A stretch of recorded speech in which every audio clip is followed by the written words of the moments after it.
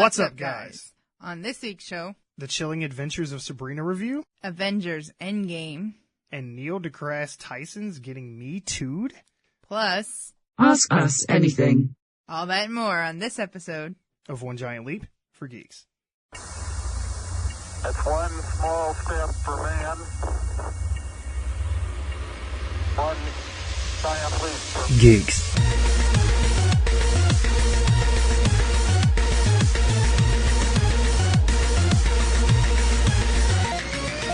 Welcome to another episode of OGLFG, where we talk about movies, video games, and all things in geek culture. I'm your host, Mike C. Squared, and with me are my co-hosts, Benoit. I hope this week is short, because I have to pee. And DJ Melly Mel. Hey! Before we get started, I want to let you know, if you enjoyed the show, tell some friends about us. Share us on your social media. Hell, you can even sing songs about us while you're out caroling this year. Do people still do that? Yeah, totally. Oh, That's the thing, okay, yeah. Okay. Whatever you choose to do, you're helping us let others know about the best damn podcast they've probably never heard of. Now, as to where you can find us, we're on Twitter at Giant Leap, 4 Geeks, and you can get a hold of Miss DJ Melly Mel at Froggy Beaver on Twitter, and Benoit is at Benoit Gaming. That's BENWAH. I'm also on Instagram now. Yeah, I know. Well, you were on there, but you weren't like being No, I actively wasn't. on there. Like, What, really? I just got Okay. it within the couple weeks. So. Yeah, so just search for DJ Melly Mel on Instagram as well. I know I just said I hope this would be a short one, but we're already plugging our stuff. All right. Hell yeah. All right, wrap it up. All right, guys. Great show. See you next week. Sorry about last week, guys. I was under the weather. My girlfriend was under the weather. We were going to do the review for Sabrina last week, and everything's just been ugh. But I'm all better now. Yay. I'm sorry if you missed me. I did miss being behind the mic. I did miss you, but at the same time, I looked at T-Money and I'm like, damn, I'm so glad I don't have to drive down there because I was not feeling it last week. See? Not digging it at all. Yeah, I think everybody was just kind of blah last week. I think so. it was just one of them weeks. The audience is like, we don't give a fuck. Like, shit, I want my fucking episode. No. They feel us. They had one of them weeks too. Well, I appreciate you guys sticking around and not unsubscribing. I promise, I will never get sick again. That's a big if promise. they felt us, maybe they're the reason why we got sick. Yeah, exactly. Mm-hmm. Y'all spreading germs and viruses over the internet and shit. That was Right. pretty funny, Ben. Right. I gotta update my protection, man. Right. Wrap it. My firewall ain't doing its job. But before we get started with the topics this week, what you been doing? Ripping my hair out. No. Damn. I did dye it though. Can you Okay. tell? Yes, I can. Yeah. It's dark Mm-hmm. and got some caramel colored highlights, so at least it's all intentionally 2 colors, not accidentally 2 Right. colors. Sure. It working again. It seems like all I ever do anymore. Well, yeah. Well, you gotta make that paper. Yeah, but I ain't making that much paper. Hey, That's the look, problem. shit, if you was making no paper, you'd be mad as hell. Still mad as hell. Fair. What about you, Benoit? What you been doing? Well, I've been having some technical issues, so I had to put Yakuza on the back burner for the time being. However, I did get through the Fighting Road DLC of Fire Pro Wrestling World, so you can now call me the Vanilla Prince Benoit. That's going to be my name. I might change all my social media stuff to reflect that. But I'm really I'm getting back into wrestling again, and this is now the time to do it because I'm really looking forward to Wrestle Kingdom. That's New Japan's biggest event. That's going to happen on January 4th. So I'm just all about wrestling right now, and not that WWE shit, like wrestling. I was just gonna say WWE's coming to our area in February. Oh, really? Yes, they'll be at the Nice. Dow. So woot woot to that. Oh, shit. Did you know, what the event's going to be? Or It's WWE Live on the road to WrestleMania. Oh. Yeah, but is it going to be a Raw or SmackDown event? I believe it's a Raw this time. Okay. Oh no, possibly not. It's probably just a live event. Okay. Well, no, it's gonna be a house show. They're not gonna actually do anything at the Dow. It's too small of an arena. It'll be Yeah. a spot show. That's all. That's all right. We went. They came September. It was a good show. So Yeah. either way, worth checking out if you're in the Tri-City area of Michigan. Right, yeah. As for myself, obviously been fighting a cold, trying to recover my voice and all that fun stuff. I'm not like 100%, I'm about like 85, so pretty good. Other than that, clap for me. I got back on the wagon. I am back to exercising and dieting again. All thanks to Creed. I'm not gonna lie. Every time I end up watching a Rocky movie or something, I watch one of them training montages, and I'm like, God damn it, I need to be working out. Like, I thought you were gonna mean the band. I was gonna be. Oh really yeah, sad. totally. Can you take me higher? I'm singing that while I'm doing pull-ups and shit. Yeah. But no, other than that, just trying to recover and get back to my good health. But yeah, that's been pretty. Getting ready for the whole Christmas shopping and all that fun shit. I have not bought anything y'all work yet. in retail. Fuck that. Yeah, no, I can't be. No. I have everything bought, wrapped, paid for, home, and under the tree. And I've actually even given gifts out to people that were not going to be near at Christmas time. So I am ahead of the game. Yeah, I was going to say, you're on top of your shit. I am not even I'm totally expecting something from you then. Yeah, no, I was gonna say, I'm like, you've got presents for everybody you know. I do. But anyway, enough about, our personal shit. On to the main event.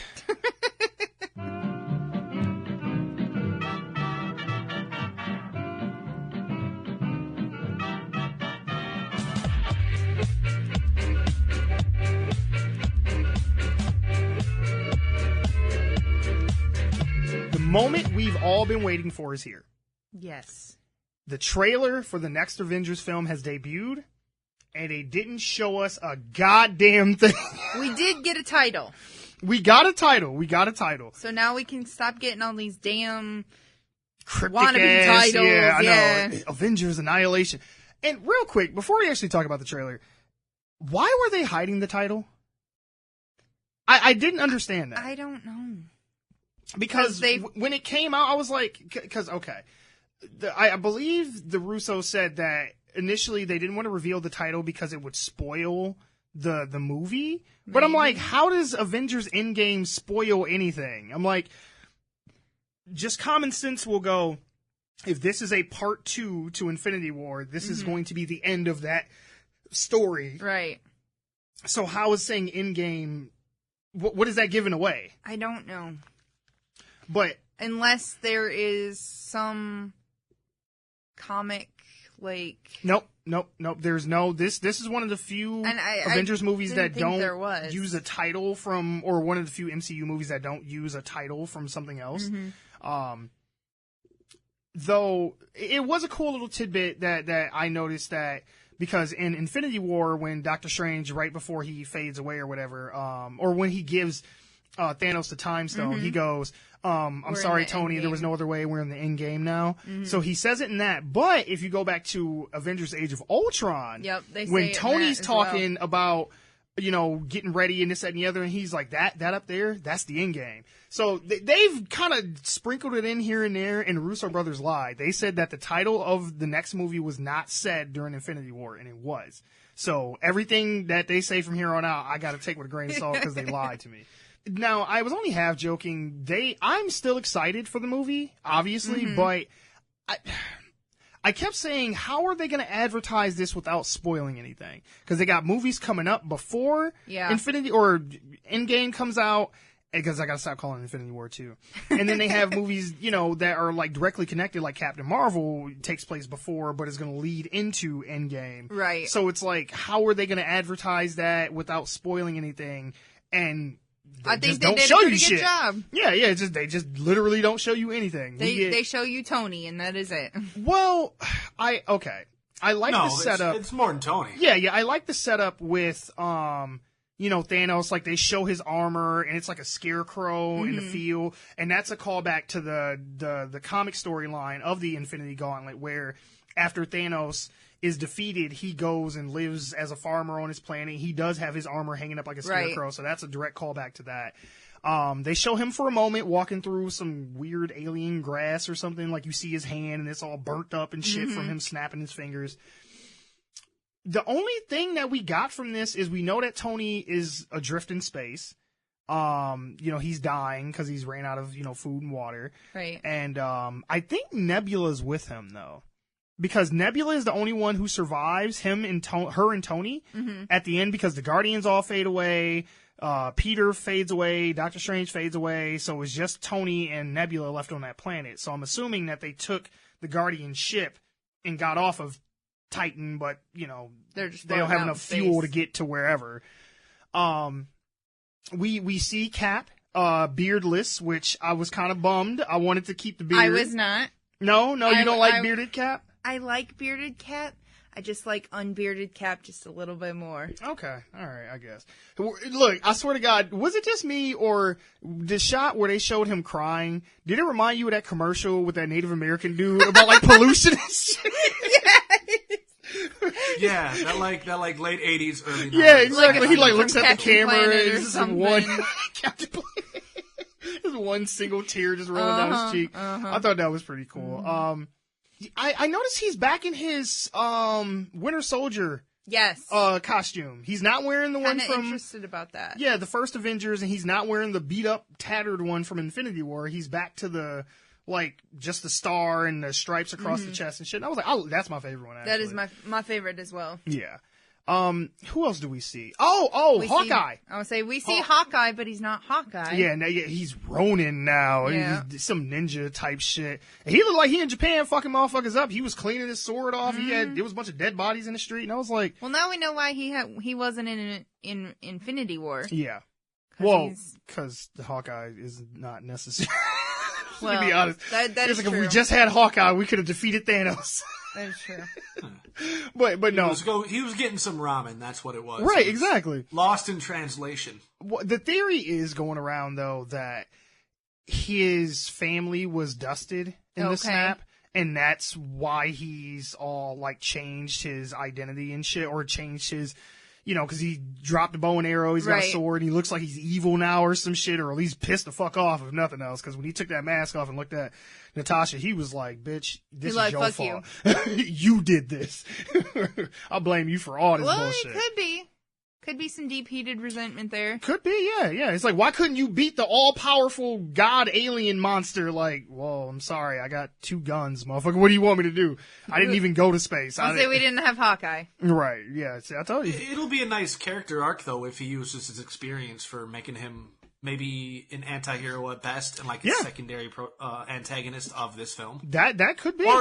Or maybe just somebody who he won't go against his former crew, but fuck him, I don't really care anymore. I'm gonna keep doing this till we all die. That could be cool, because I've been hearing theories that there's gonna be a new villain that's introduced in this. Because the Marvel movies aren't gonna end after this, so it's like we gotta start setting up where this is going down the road after Thanos. So. There will be a new dude at the end of all the Marvel movies grinning and shit. As long as they don't put Carnage up in there anywhere. Oh, God. That Ronald McDonald clown. Right. Oh, God. He's like, when I get out of here, it's going to be Carnage. You're like, oh, my God. Okay. Anyway. All around, there's not a lot to say about it because they don't show a whole lot, but... just the tone that they're going for, I really like. It's very dark and dour, but they still kind of kept it lighthearted at the end, like all the MCU movies are. Paul Rudd's Ant-Man pops up. Yeah, that was pretty hilarious. He shows up with a pizza like, hey, remember me? We met at Planet Fitness. Right. Let me in. Right. And which, some people were like, oh, they're already cracking jokes. And I'm just like... Look, I don't want this shit to be Batman versus Superman. Okay. All right? I don't need it to be super serious the whole time. It's Ant-Man cracking jokes. Right. Ant-Man is a joke in of it himself. Right. That's fair. He's cool, but sure, he's like the PG version of Daredevil. He just doesn't. He's not to be taken seriously. So if you're gonna bitch about Ant-Man cracking jokes, then just go.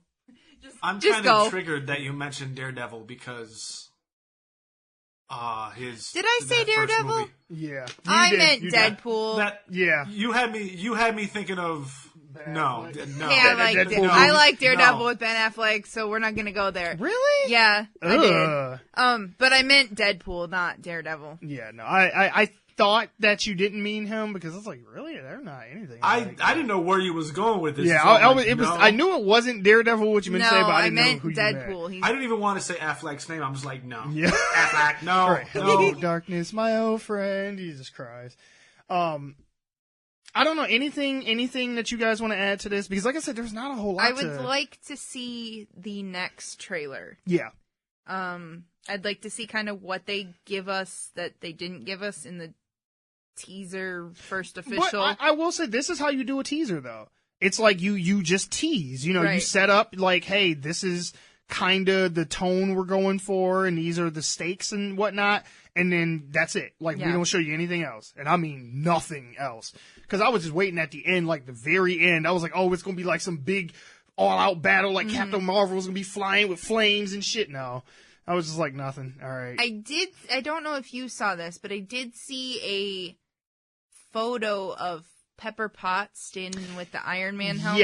Yes, yeah. Her character in the comics, she does get an Iron Man suit, and they call her Rescue. Okay. And because Tony says at the beginning when he's talking, he's like, adrift in space with no hope of rescue or something like that. Mm-hmm. So yeah, I think she's gonna play some kind of part in getting him back. Which, sure, okay. I mean, Gwyneth Paltrow's been in all the Iron Man movies. Like, I'm pretty sure almost all the Avengers movies to some degree or another, Mm-hmm. except the second one. I don't think she's in. Briefly.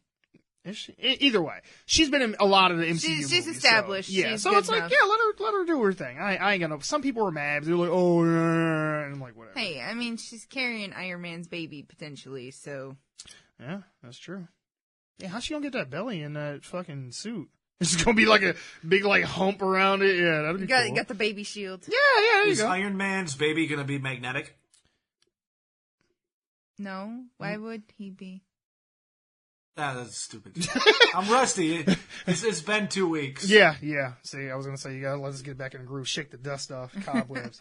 But Yeah. no, I mean, obviously, like I said, we're excited to see the movie. I mean, the whole fucking world who saw Infinity War is gonna go see this shit. But I did want a little bit more, but I respect how they went about doing it. And they did move the movie up a week because it was supposed to come out in May, and they moved it up a week to April 27th. Yep. So I was like, yes, like shit. Now I'll watch it today. Fuck it. Anyway, moving on.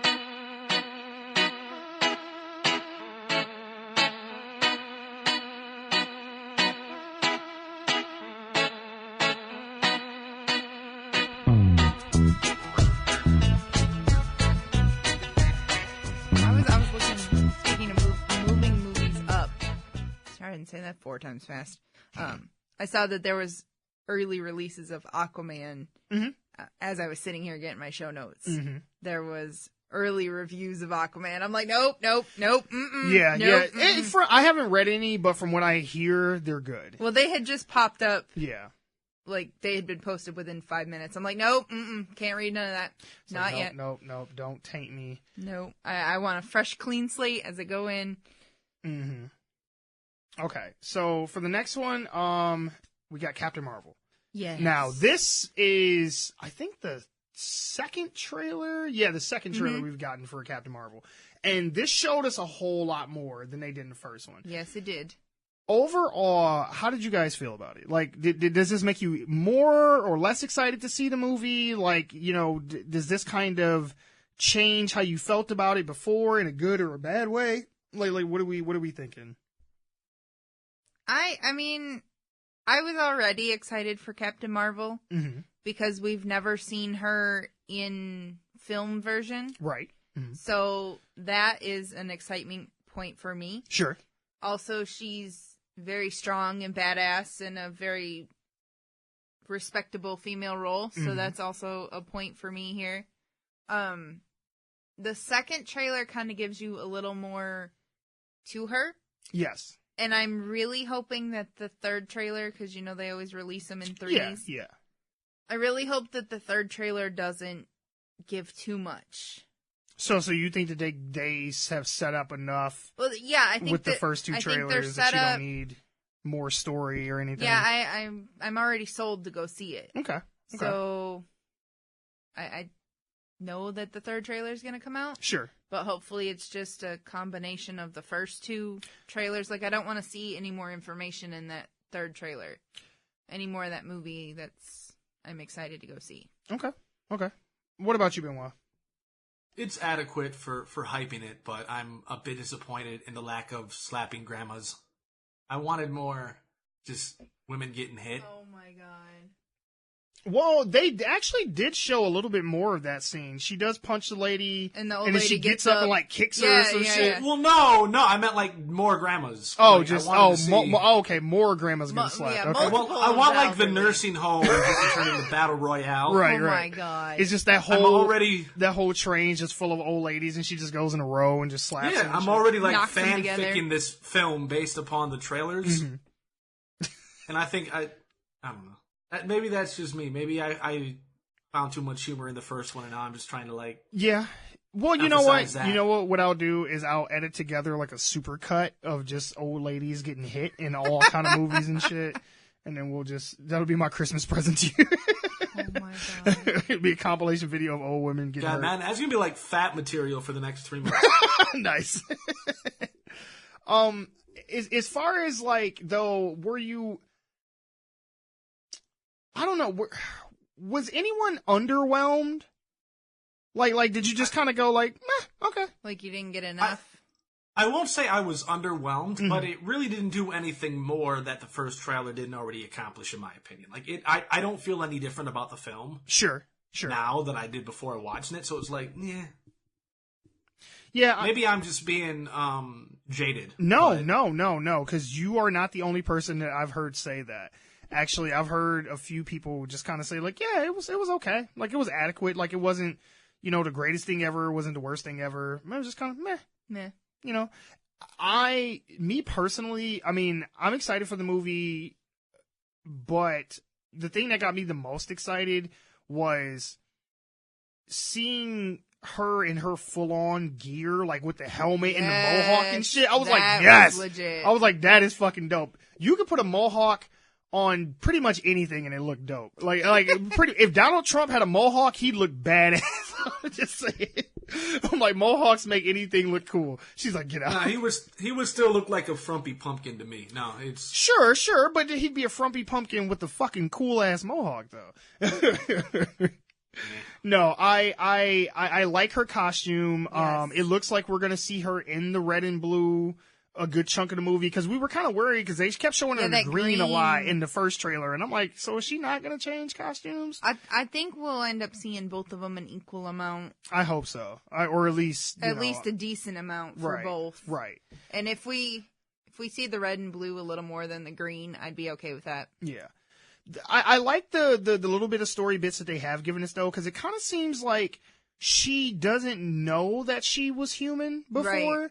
Because she's like, oh, I'm from this, race of warrior heroes and yada yada, and she has the green blood and all that shit. But then that lady is like narrating part of the trailer, and she's like, oh, we found you and we made you one of us, and this, that, and the other. And it seems like she either lost her memories or they wiped her memories, because they have that part where she's like upside down and they're like shooting shit into her head. Yeah, that could be that they just took the memories out, or because she even has a line, suppressed them or something. Yeah, where she says like, oh, I have these memories and these flashes and stuff, and they keep like flashing back to where she was in the Air Force and when she was a kid and stuff like that. So I'm interested to see like how they're gonna play that out. Like, she didn't remember she was from Earth originally, and now it's gonna all come back because she's like, oh, there's something about my past that ties into this whole thing. I'm kind of curious as how she ties into Endgame. Yeah, because this takes place in the 90s. Yeah. So it's like, well, where do we get from there to jump to 2018? Right. That's like 30 years. How are we? Yeah. How are we missing 30 years here? Well, depending on what part of the 90s it's from, but sure, but sure. No, I don't know. Like, I have a theory that she might be the one that saves Tony in space. Could be. Like, maybe she goes through some kind of portal, black hole or something, and gets spit out on the other side of space in the future. But who knows? I mean, we're gonna have to see the movie. Yeah, we're gonna have to see both the movies. Yeah, but there's one part towards the very end of the trailer where she's like, I'm not going to help fight your war. She's like, I'm going to end it. There is a part where like she like steps up and like she like appears and she's just like fire and shit for a minute. And the first thing I thought of, I was like, can we please go back and redo the Dragon Ball Z movie?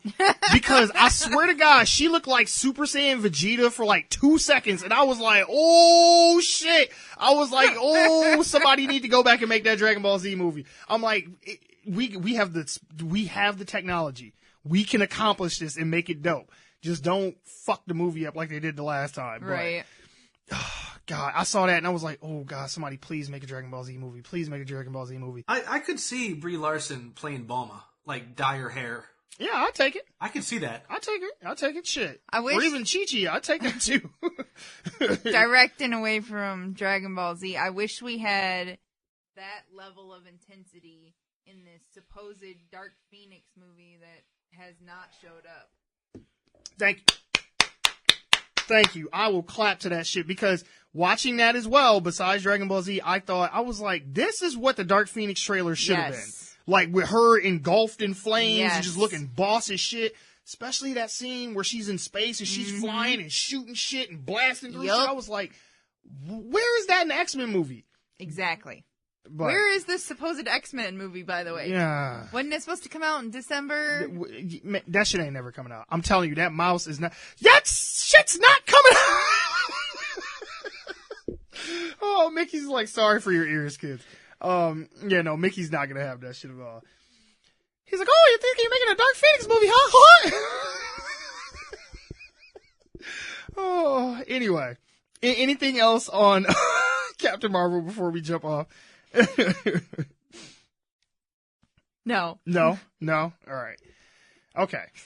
I couldn't do it. I almost made it without laughing, but I couldn't do it. Oh, goodness. Oh, that made my cheeks hurt.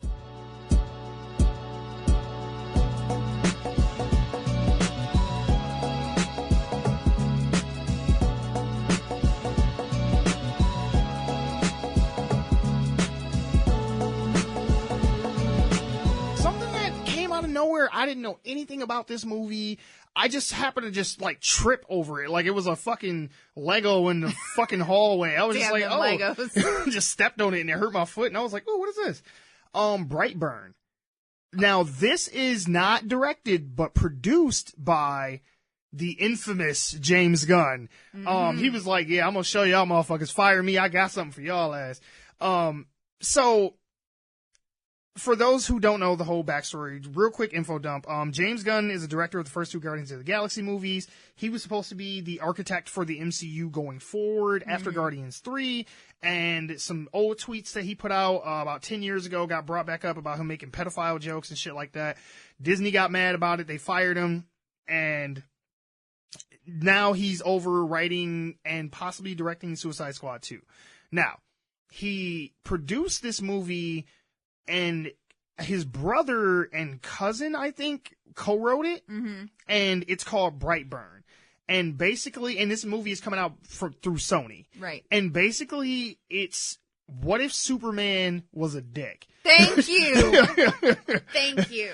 Like, basically, they took, like, the concept of Man of Steel and was like, what if he just was always an asshole, like, 24/7? He's a demonic possessed asshole. Yeah, pretty much take Damian and Man of Steel, and if it had a baby, it would be this. Sprinkle a little Chronicle in there, and there you go. Yep.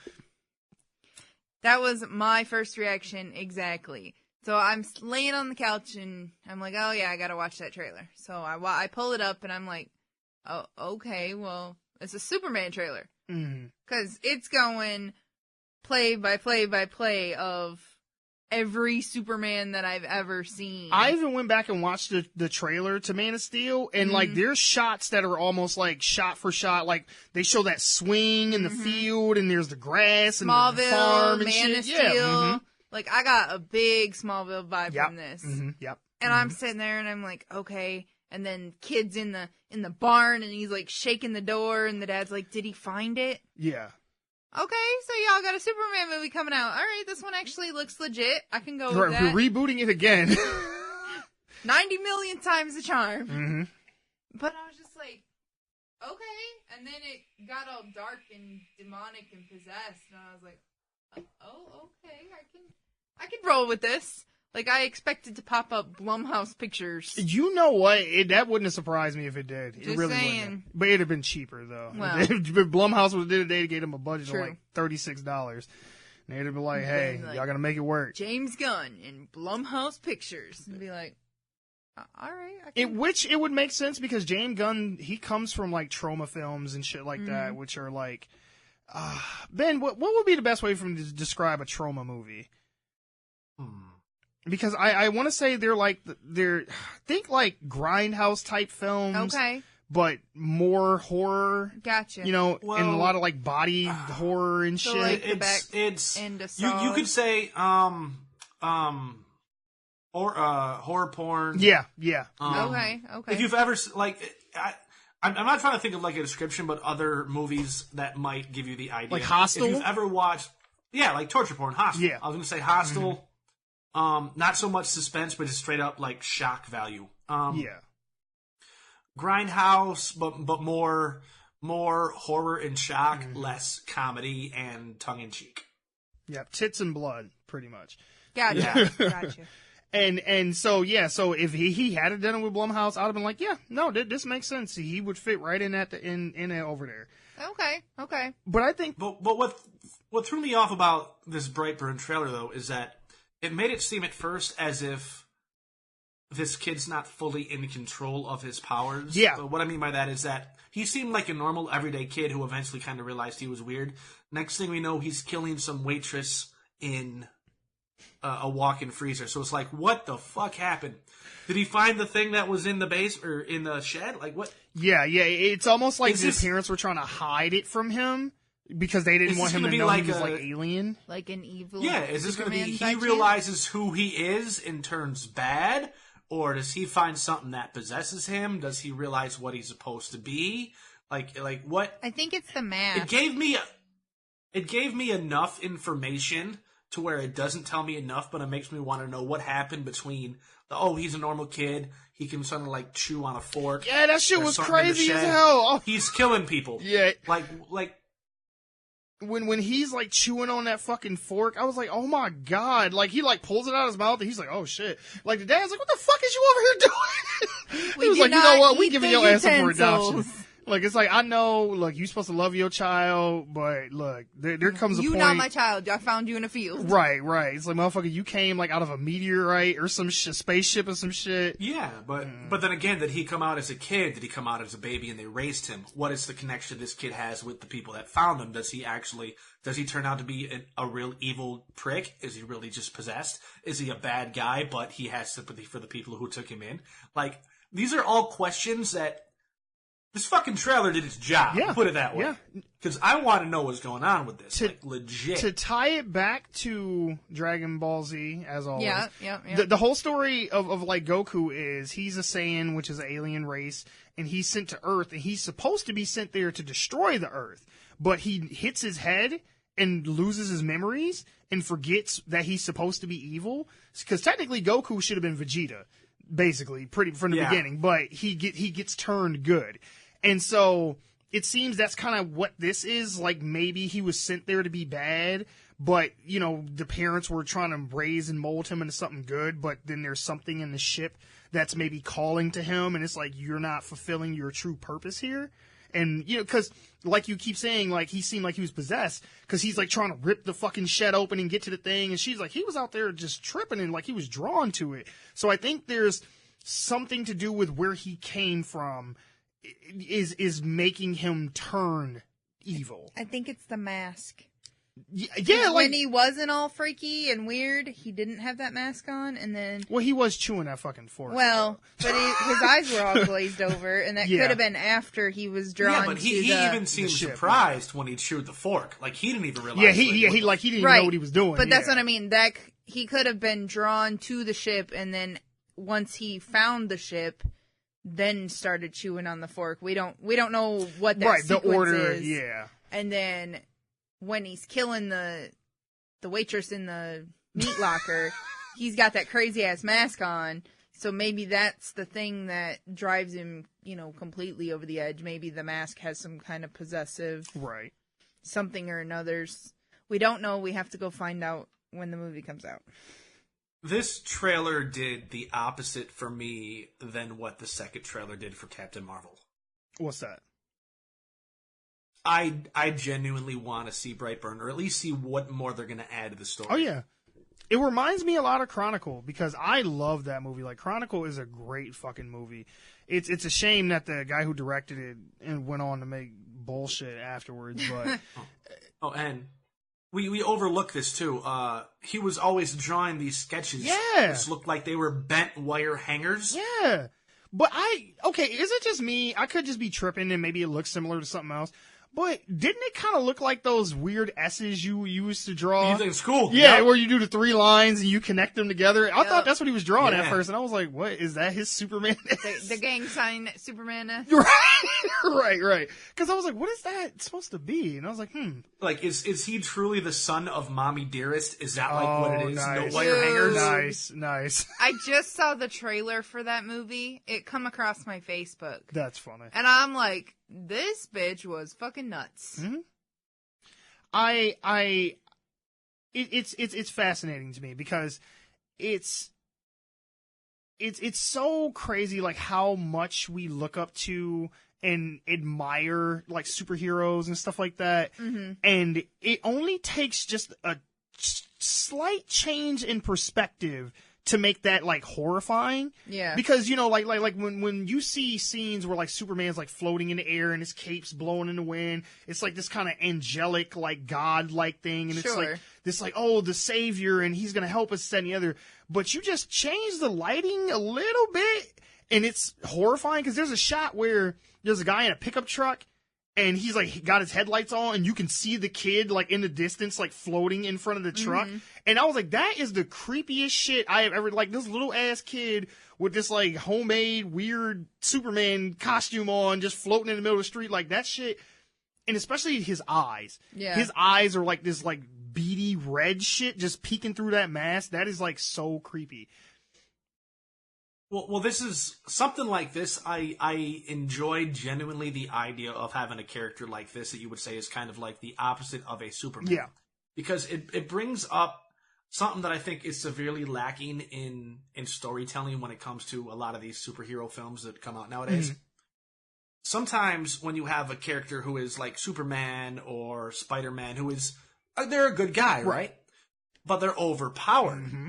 Sometimes you can have a bad guy simply because they oppose them because of their power. But just imagine if Superman turned heel, like the story that this is kind of proposing. Right. Now you can almost empathize with the supposed bad guy from these superhuman films, because it's like, it's nothing personal against you. It's just you're too powerful to live. Yep. It's kind of like the whole, like we talked about 2 weeks ago when we talked about Lex Luthor. Yeah. About how his whole shtick Yeah. is, we can't have someone like you around, because what if you decide to be bad? Or even if you do stay good, you can do so much that you are handicapping the human race. Right, because we all depend on you. Exactly. It's like anything happens, it's just like, oh, Superman will take care of it. It's a bit of a spin on that whole power corrupts Yeah. thing. What happens if eventually you being so powerful, so intelligent, so whatever, that it does hinder everybody else, or you become the threat to us down the line? Even I think what makes it even more powerful and more creepy is the fact that he's still a child. Yeah. Because as a child, your morality is not fully formed. I mean, look, we all love kids, but kids are No, we fucking don't. assholes. Like you come out the womb an asshole. You have to be taught not to do bad shit. Like no one comes out good. You have to be taught. You don't take other people's things. You share. You be nice to people. You don't say mean things. Right. You don't come out that way. So as him being a kid still, he doesn't have that like impulse control like an adult would. So it's like, hell, he could be killing that waitress chick at the fucking Denny's or whatever the fuck they at because they ran out of ice cream or some shit. Like, we don't know. Yeah, it's something stupid. Or he's like, bitch, I said more sprinkles, and then he went and fucking lasered the door and ripped her fucking head off. I like the way you put that. It is true. Like, when it comes to the issues of racial issues and things like that. I don't mean to get political with this, but it makes sense. When we're babies, when we're really, really young children, we're all trying to make sense of the world. I don't think we are inclined to be negative knowingly or selfish or hoarding, but empathy is something that needs to develop. So if this kid, I don't know how, he looks like he might be 10 in the trailer. Like, did they have him as a baby? Did they raise him from a baby? Like, God damn it, I'm only going to be left with hypotheticals. But still, though, it's like you said, the trailer did its job. It is making you ask questions, and that's what it should do. I agree.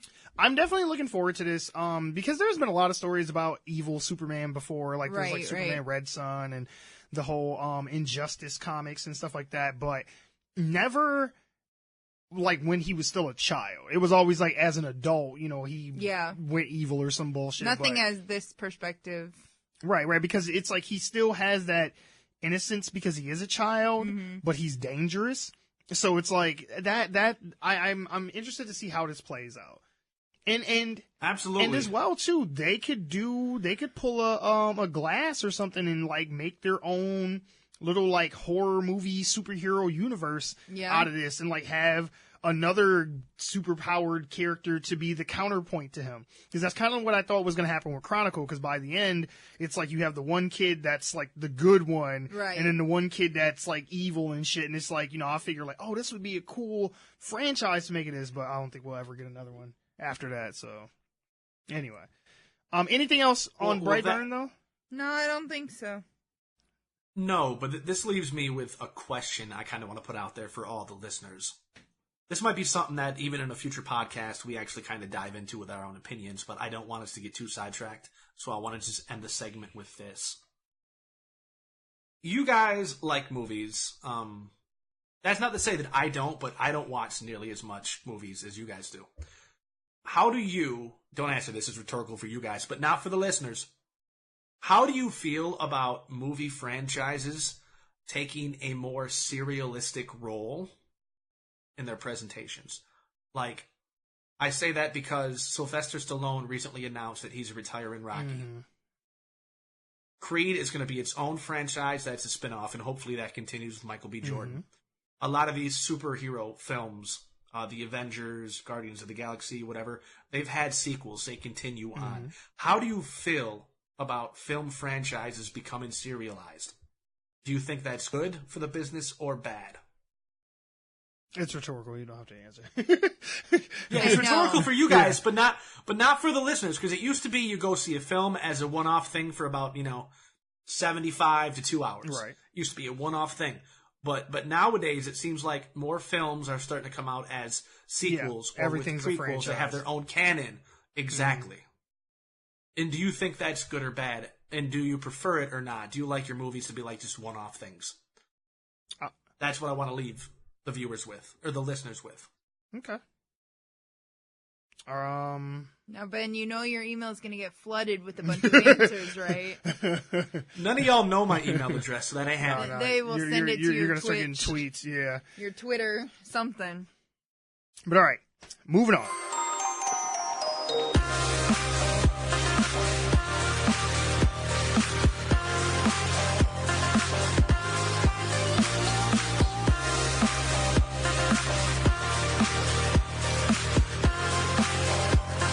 So, I think I'm pretty sure Benoit put me onto this because I did not know about this beforehand. Yeah, I did. I did. Yep. I Okay. did. I'm happy about this. Okay.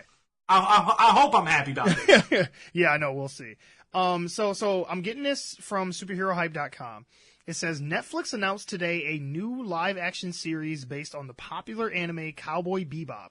The original series is a jazz-inspired, genre-bending story that follows a group of ragtag bounty hunters on the run from their past as they hunt down the solar system's most dangerous criminals. The project has lingered in development for years, with Keanu Reeves in talks at one point to play the character of Spike. The live-action Cowboy Bebop will be a 10-episode series co-produced by Netflix and Tomorrow Studios, with Netflix handling the physical production. They go on to say Cowboy Bebop first premiered in 1998 and tells the story of the Bebop crew. intergalactic loners who team up to track down fugitives who turn them in for cold hard cash. Among the crew is Spike Spiegel, a hero whose cool facade hides a dark and deadly past. The pilot Jet, a bruiser of a brute who can't wait to collect the next bounty. And Faye Valentine, a femme fatale prone to breaking hearts and separating fools from their money. Set against the backdrop of space in the year 2017, along for the ride are the brilliant but weird hacker Ed and a super genius Welsh corgi named Ein. Like Einstein. Wait, 20... I think you might have said that wrong. It's 2071, not 2017. Oh shit! No, then that's a typo. Then yeah, that's a typo. Yeah, that's a typo. Yeah, yeah, because they got 2017. Yeah, yeah. Whoops. Yeah, because I was gonna say, I was like, I didn't think it took place in the 2000s that we lived in, but well, when the movie or when the show came out, it was the late 90s, but still. Right. Either way, yeah. So I want to say I'm excited. But I saw the Death Note Netflix movie, and I saw what they did with that, and I can't get over that shit. I know it's a totally be compared to pretty much, yeah. I'm Death like, Note. I'm sorry. Like Death Note was one of the easiest animes to convert to live action because there's no superpowers, there's no flying beams and all that crazy shit. It was just basically a serial killer in a notebook, and they fucked it up. So I want to be excited, but I'm like, y'all burned me once. shame on you. But to Cowboy Bebop itself, though, Cowboy Bebop is actually one of the first animes I fell in love with after DBZ. Like, DBZ was mine and most people's introduction to anime, you know, so once I kind of latched on to anime, Cowboy Bebop was like one of the next things I watched after that. Okay. And it's a very short series. I think it's only like one season. I think it's like 20 some odd episodes, but it's good though. It is good. I think they did a movie too. Am I right, Ben? They did one. Yeah, movie, yeah, and the movie's good. The movie's really good. But I'm excited to see that this is happening. I don't know, man. It's like, does it got to be on Netflix? Like, can we have just made a movie? Blumhouse could have made this, and I would have been down with that. I mean, I don't know.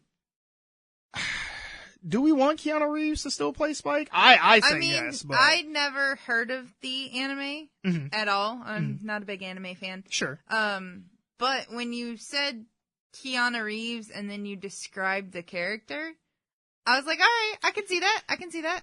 It kind of is like Guardians of the Galaxy in a way, Okay. where it's this kind of ragtag crew. They're in space. They're out, you know, trying to make Sure. money and shit. Actually, the more I think about it, it basically is Guardians of the Galaxy.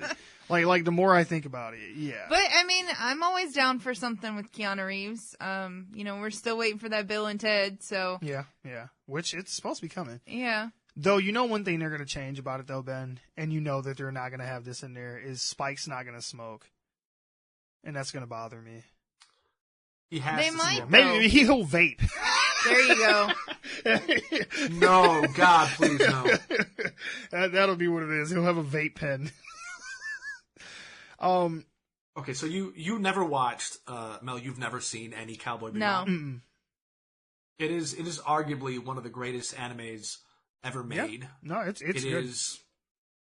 It came out. It actually was the very first anime that was put out on Adult Swim back in the late 90s, I believe. Oh, okay. That's right. Yeah, that's right. Now, this is what really introduced a lot of Americans to anime. Granted, me and Mike grew up, you know, Dragon Ball, Right. Yeah. Sailor Moon. I you know, watched less than Sailor a decade Moon a little prior to bit. this, but Yeah. I think most girls. Yeah, our I age think did. I think everybody, even if you didn't watch anime, if you grew up in the 90s, everybody is at least familiar with Sailor Moon. So yeah, that's fair. Well, at the time, though, you didn't know what anime was. You just saw it as a regular cartoon. Right. This is what really kind of gave people an idea of what anime was in the West. This is like a gatekeeper, so to say, of anime. I had friends that were into anime. I just never could get into it. I don't know. I was one that by time I was like 11, I was done with anything that looked like a cartoon. Sure. So. And I won't lie, anime is kind of an acquired taste because there are some tropes and things in anime that kind of, even though I enjoy it, still make me cringe. And I'm like, this is the shit. This is why people don't like anime. What y'all doing right here? This is, yeah. Ben is right. It was like kind of the gateway drug for a lot of people into more like diverse anime types of shows like Full Metal Alchemist and like Inuyasha and that kind of shit. Though one of the things that made it unique was their use of music in the show. There's a lot of jazz and shit in Cowboy Bebop, and that kind of gave it like this unique feel to it. Especially like in the action scenes, they had like a lot of jazz music playing and shit like that. I like jazz music. And I'm not like a super big fan of jazz, but I think it worked well, and how they incorporated it into the show, it was a good mix. You know, they blended it well together. I like jazz music. Might have to check it out. This is essentially one big noir. Yeah. If you're into that style of film. That is a good way to describe it, yeah. It is. It's pretty much a noir. But the ambiance, the score, the way it was written, like, this is a very well written anime. Yep. Yeah, you don't have people like screaming for 10 minutes powering up into something crazy or anything like that. It's It's not one of those kind of shows. And it's not over the top, as in like metahuman. There's a bit of technology in it, but it's very much like a Western. Yep. Okay. In space. Like, take like a 1950s like kind of John Wayne Western, but add to that space travel, and then a lot of jazz and blues musically for the score. So, Gunsmoke plus Guardians of the Galaxy plus Duke Ellington equals Cowboy Bebop. Pretty much, yeah. All right. And every character is completely different. Yep. The characters are not similar really in any way. Yeah.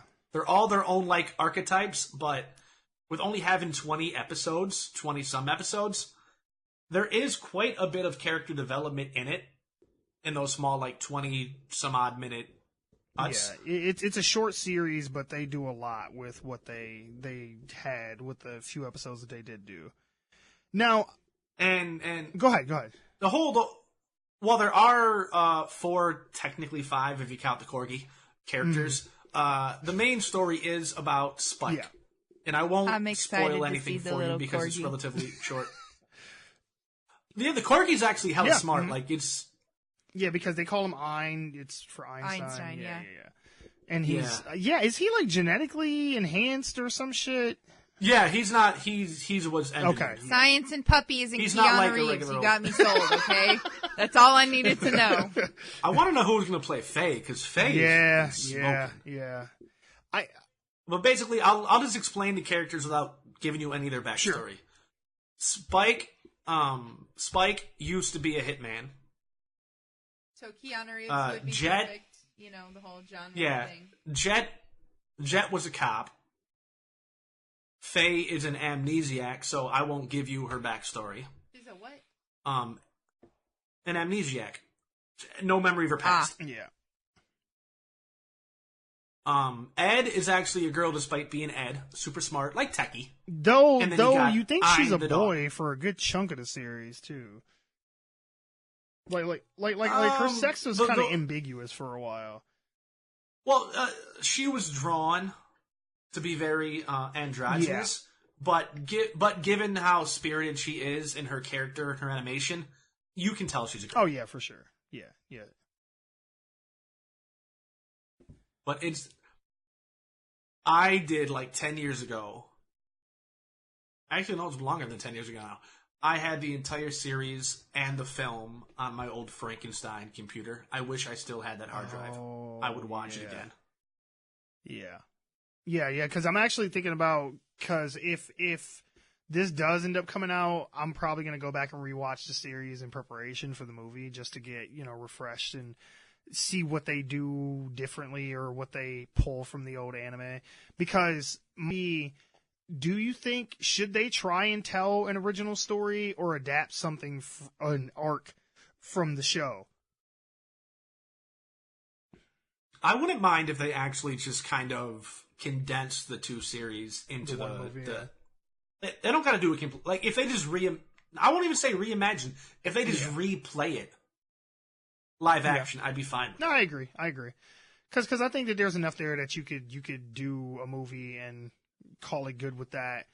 or again, like I said, if they tell an original story, as long as it stays within the same vibe of the anime, like I think it would be good.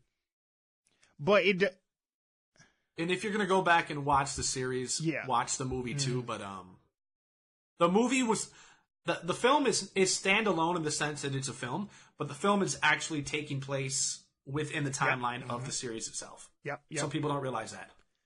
I do want to say too, though, since they're doing this, and now that we've had the Death Note movie on Netflix, and now that this is coming out, is there another anime that you'd like to see put into live action? I don't know. Oh, hell enough yeah. Ooh, Trigon would be good. Yeah, Trigon would be good. I want to see Vash. God, that would be really good. I used to love that show. I'm kind of to piggyback off of what Mel had said earlier. I would totally be down for a Sailor Moon movie. Yeah. Like, I would watch that. Like a live action? Hell yeah. I'd watch it. I would totally watch that shit. It'd be dope. As long as they made it right. Yeah. And they didn't try to make her, like, weird eyes. No. It would just be, like regular people. Yeah. I mean, there would be CG, but Super tall and No, weird big no. eyes. You I don't know have how to they'd be make that hair work, though. Be super cautious though about over sexualizing these girls. That is true too. Yeah. And they're like middle school girls. Yeah, because it would have to be with today's sensibilities and Yeah. stuff. But I would be down for that. See Tuxedo Mask and Sailor Moon team up and shit. Like, that used to be my shit. You're pulling things out of my brain here I ain't thought about in 20 years, man. Yeah. I'm trying to think. I mean, obviously, I'd want to see Dragon Ball Z, but is there any other anime that I'd want to see a live action movie of that they could make and actually do justice to? Yu Yu Hakusho. That's a good one too. I'd want to see, actually, I think they already just made a Full Metal Alchemist though, so I don't think I can use that. I don't know. Something will come to me. I'll wake up tonight in a cold sweat. Yeah, because you and I talked about this briefly the other day. Yeah. One Punch Man. Oh yeah, One Punch Man. Yeah, that would be a good one. Live Yeah. action Mel's One like, I don't Punch know who Man. the fuck that is. I get all excited. She's like, who? Yeah, I'm just kind of sitting here making faces because I Basic really premise don't of One know Punch Man. anything about anime. Like, I'm not Basic even gonna lie. premise. No, it's a good show. Well, go ahead, Ben. Dude is so powerful, he gets bored. Yes. They call him One Punch Man because he can literally kill anyone with one punch.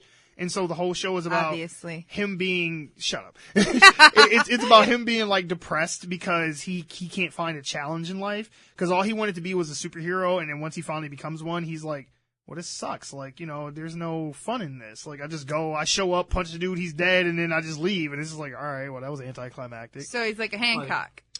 Kinda, sorta. Yeah. Like Except- Superman on steroids. Gotcha. Except instead of becoming like a homeless boozer. Right.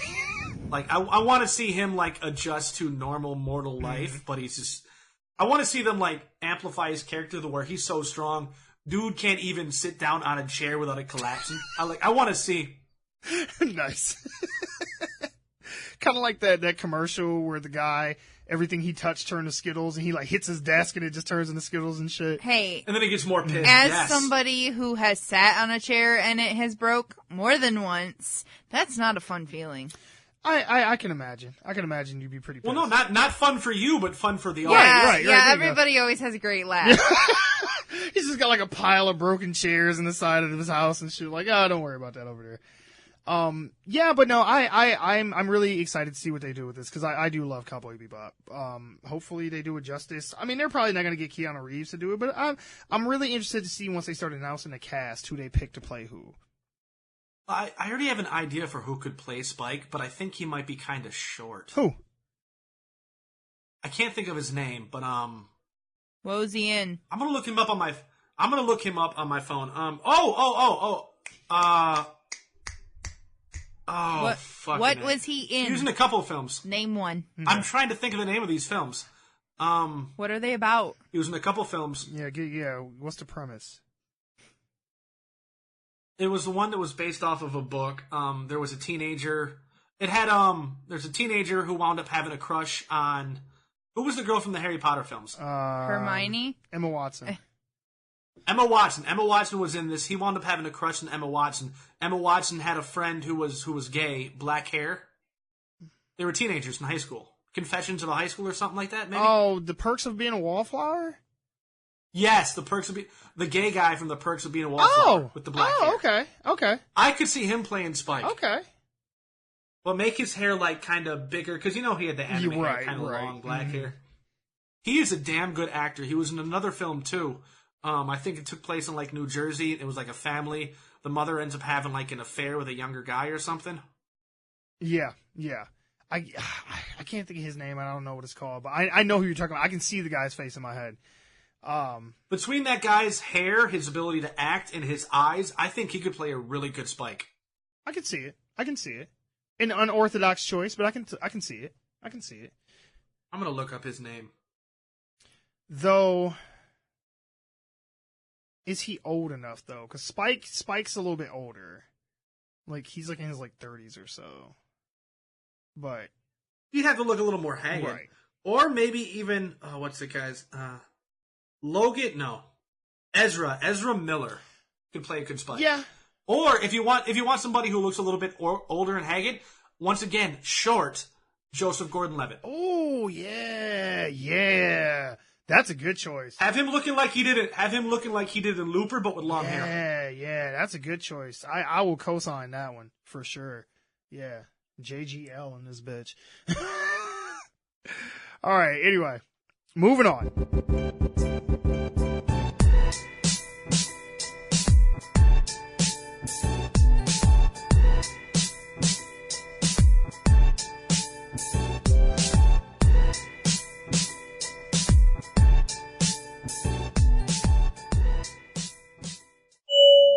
Welcome humans to One Giant Leap for Geeks, Ask Us Anything.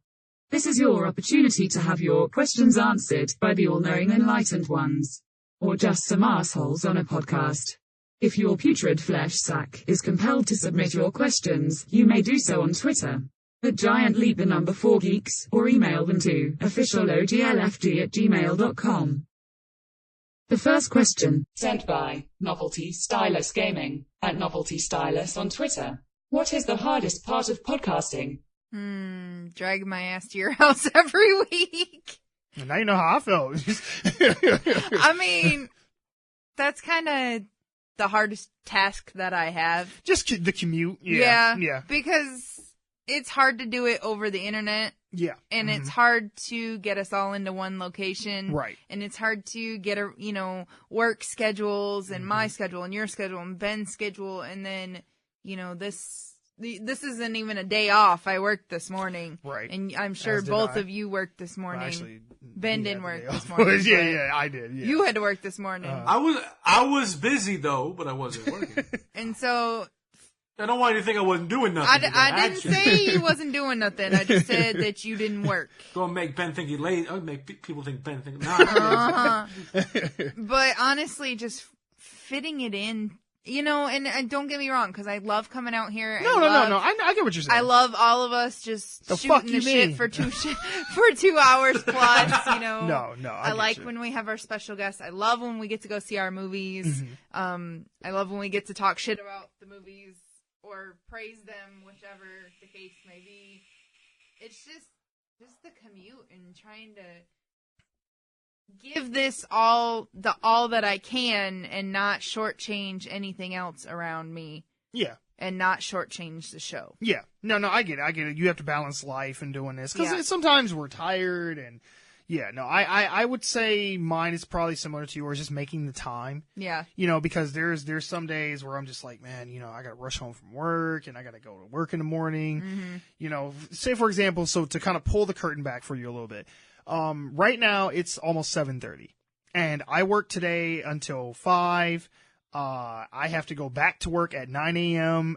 If this goes for 2 hours, I have to listen to this for 2 hours and edit it. Got to post the episode, do all the social media shit. So just making time for it is difficult. That is probably the hardest part for me. Yeah. Scheduling and pacing. Yeah, and it used to be worse because, once again, we're going to break that fourth wall. I think we already have mentioned this before, but I'll just reiterate. Obviously, if you listen, you know we upload every Wednesday. But we record this Tuesday night. And while Mike got out of work at 5 and we began recording this at like 7, 6, quarter afters, whatever. Mm-hmm. When I first hopped on to doing this, we were recording this at like 8, Yeah. 9, 10 Yeah. Yeah, PM. we were doing late night. Yeah. Sometimes we got them late episodes where And so Mike's that's got to the only real close and he's like, complication "Hey, I is won't be that home till 9:30, 9 o'clock, yeah. 9:30. I got to drive a half Mike hour often here." has to splice his stuff together like last Yeah, minute. and then Ben's ducking out. He's like, "Man, it's 11 o'clock. I gotta go. You Right, know, whether right. we're done or not." Yeah. Because even in the late ones, we don't start recording till 10, Yeah. 10:30. Mhm. You know. Well, also part of the problem with that is that because we're 3 people on 3 different schedules, and the fact that we try not. Personally, I don't like how we do this kind of last minute. I understand why, but then again, if we were to do like a number of these and had them sitting on the back burner, our topics might not really be modern. Right. Like we might be a bit behind the times. We want to make sure that we discuss things that are still, relevant. Yeah, and that's a challenge about being a topical show about current event type stuff, is that we're always kind of chasing the trend. So it's like, if we talk about something, if too much time passes, then it's just going to be like, well, who gives a shit? Right, At right. this point. So yeah, no, I think, yeah, we all kind of agree, just commuting, making the time, fitting it in your week each week. God forbid if we did this more than once a week. Like if it was like a couple days a week. Oh hell, 2 episodes a week. Oh hell. Yeah, no. I know. Because I know there's some shows I'll where say like, we'd get one that'd be really good and one that'd be shit over Skype, like our Pretty much, our Black yeah. Panther episode. pretty much. But yeah, that I think that is probably the hardest part of podcasting for us, for sure. Okay. All right, Francine, next question. Sent by 2 Girls on a Bench. It's 2 Girls on a Bench on Twitter. What was the best gift you got when you were a kid? I already know mine, so I'm going first. I'll say I know mine too, and I want Ben to go before me. Okay, so I'll go first. My best gift that I got as a kid was, they didn't say Christmas gift, I think it was a birthday gift, or it could have been Christmas. Either way, just gift in general. Whatever. I got one of those little RC cars, and it was called like the Twister or some Yeah, such yeah, shit, yeah, where like, the front yeah, would like flip like I parallel remember to the that. car. And in the fucking commercials to that toy, they show it flipping up and down the stairs. Uh-huh. Like The a first Slinky. day I got that shit, drove around the house, went to the top of the stairs. I looked down. I was like, it's time. I got the controls down. I figured out the flipping mechanics Uh-huh. and all that shit. I flipped that bitch one time and it just tumbled down the stairs and shattered at the bottom of the steps. And I was like, what the fuck? I was so mad. I bet your mama was real My happy. grandma your wanted grandma. to tear my ass inside out. I swear to God. She was like, how did you break it? I was like, I was trying to go downstairs. She was like, why would you drive it down the stairs? I'm like, in the commercial, that's what it does. I saw on the box, I'm pretty sure they show it going up and downstairs. It does. Oh, Yep, man. I remember them things. I was so angry. That was the best gift I got for the whole 10 minutes I had it. I always wish. And I never got another one. I always wish that my brother would have got one of them. My Break brother's it. 3 years younger than me, and so he always got like the Hot Wheels cars and the motorized cars. But I was always, a couple years older. So by the time I was old enough to appreciate it, he was not quite there yet. And then by the time he was old enough to appreciate it, I had already lost interest. I was like, Ben. Nope. I know exactly what you mean. But okay, Ben, what's yours? I want to know why I'm going second. What has Melly Mel got? You think your gift's better than my gift? No. Gonna main event this thing? Gonna headline this thing? No. I just am going to be very passionate about the story, and there's a lot of shit. details to it, so I wanted to Oh, make sure shit. that you got yours in first. Oh, okay. Well, It's a I'm courtesy Jewish. to I you. don't get Gosh. Christmas gifts. It didn't say Christmas. Yeah, it It could've been just anything. said gift. Hanukkah? Well, I'm not Jewish Kwanzaa, either, but birthday. Right. But well, my, no. Okay, does it have to be quinceañera? like a childhood gift? Because I honestly couldn't really think of much. The best gift, in my opinion, I think I ever got was actually something I got a couple years ago. My mother got me a robe. I'm wearing it right now. I love this. I love this thing. You got like a Hugh Hefner robe? No, I wouldn't say anything that fancy, but just I've wanted a robe, and it's not just a robe. The robe comes with pants too. I've wanted Right. this for the longest time, and when I finally got it, I threw that motherfucker in the wash and dry and put it on that night. Nice. I try to wear this. I don't wear this during the summertime because I mean it's too warm for that. But like this time of year, I sleep in my robe some nights. Oh yeah. I don't even play. I get out the shower, robes on. I get out of work, pants off, robe on. Mm-hmm. As it should be. I have sex with my girlfriend. I don't even take the fucking robe off. Like, just untie it. Right. I'm gonna stick it through this hole right here. I ain't got a girlfriend. But this is the best gift. I ain't got a girlfriend. Oh my god. He's like, but I do put my dick through the hole though. Yeah. Just saying. It does. I do have a fly, so I don't even gotta pull anything down to piss. Nice. I ain't that lazy because I don't want to pee on my robe because it's a damn nice robe. Well, but this is like the best gift I ever got. And I'm going to get passionate about my robe. No, I'm playing. I couldn't really think of anything. So, like, the robe is probably the best gift I think I've ever received. That's good. Hey, Say, at least you got use out of this shit, unlike my gift. I'm like, I broke that bitch you didn't have immediately. it for 10 minutes. Yeah, I'm like, that Yeah, motherfucker and I ain't was gonna, but I ain't gonna. Right, ain't you gonna can throw throw my yours robe down down the those stairs stairs, and your robe will be fine. No, I'd be pissed off too because those commercials were badass. It was like they made it look like mountains when it was tiny little cliffs and shit. But yeah, you're supposed to be able to treat those bitches like slinkies. I'd have been pissed too if I'd have broke my shit like 5 minutes after getting it. Mm-hmm.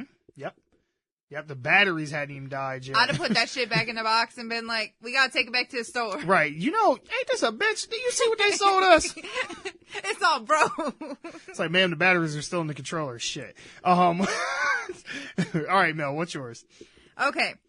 So I remember I was like 8. Okay. And no, I was younger than it. So like 6 or 7, I think. Well, you said you don't remember, so clearly.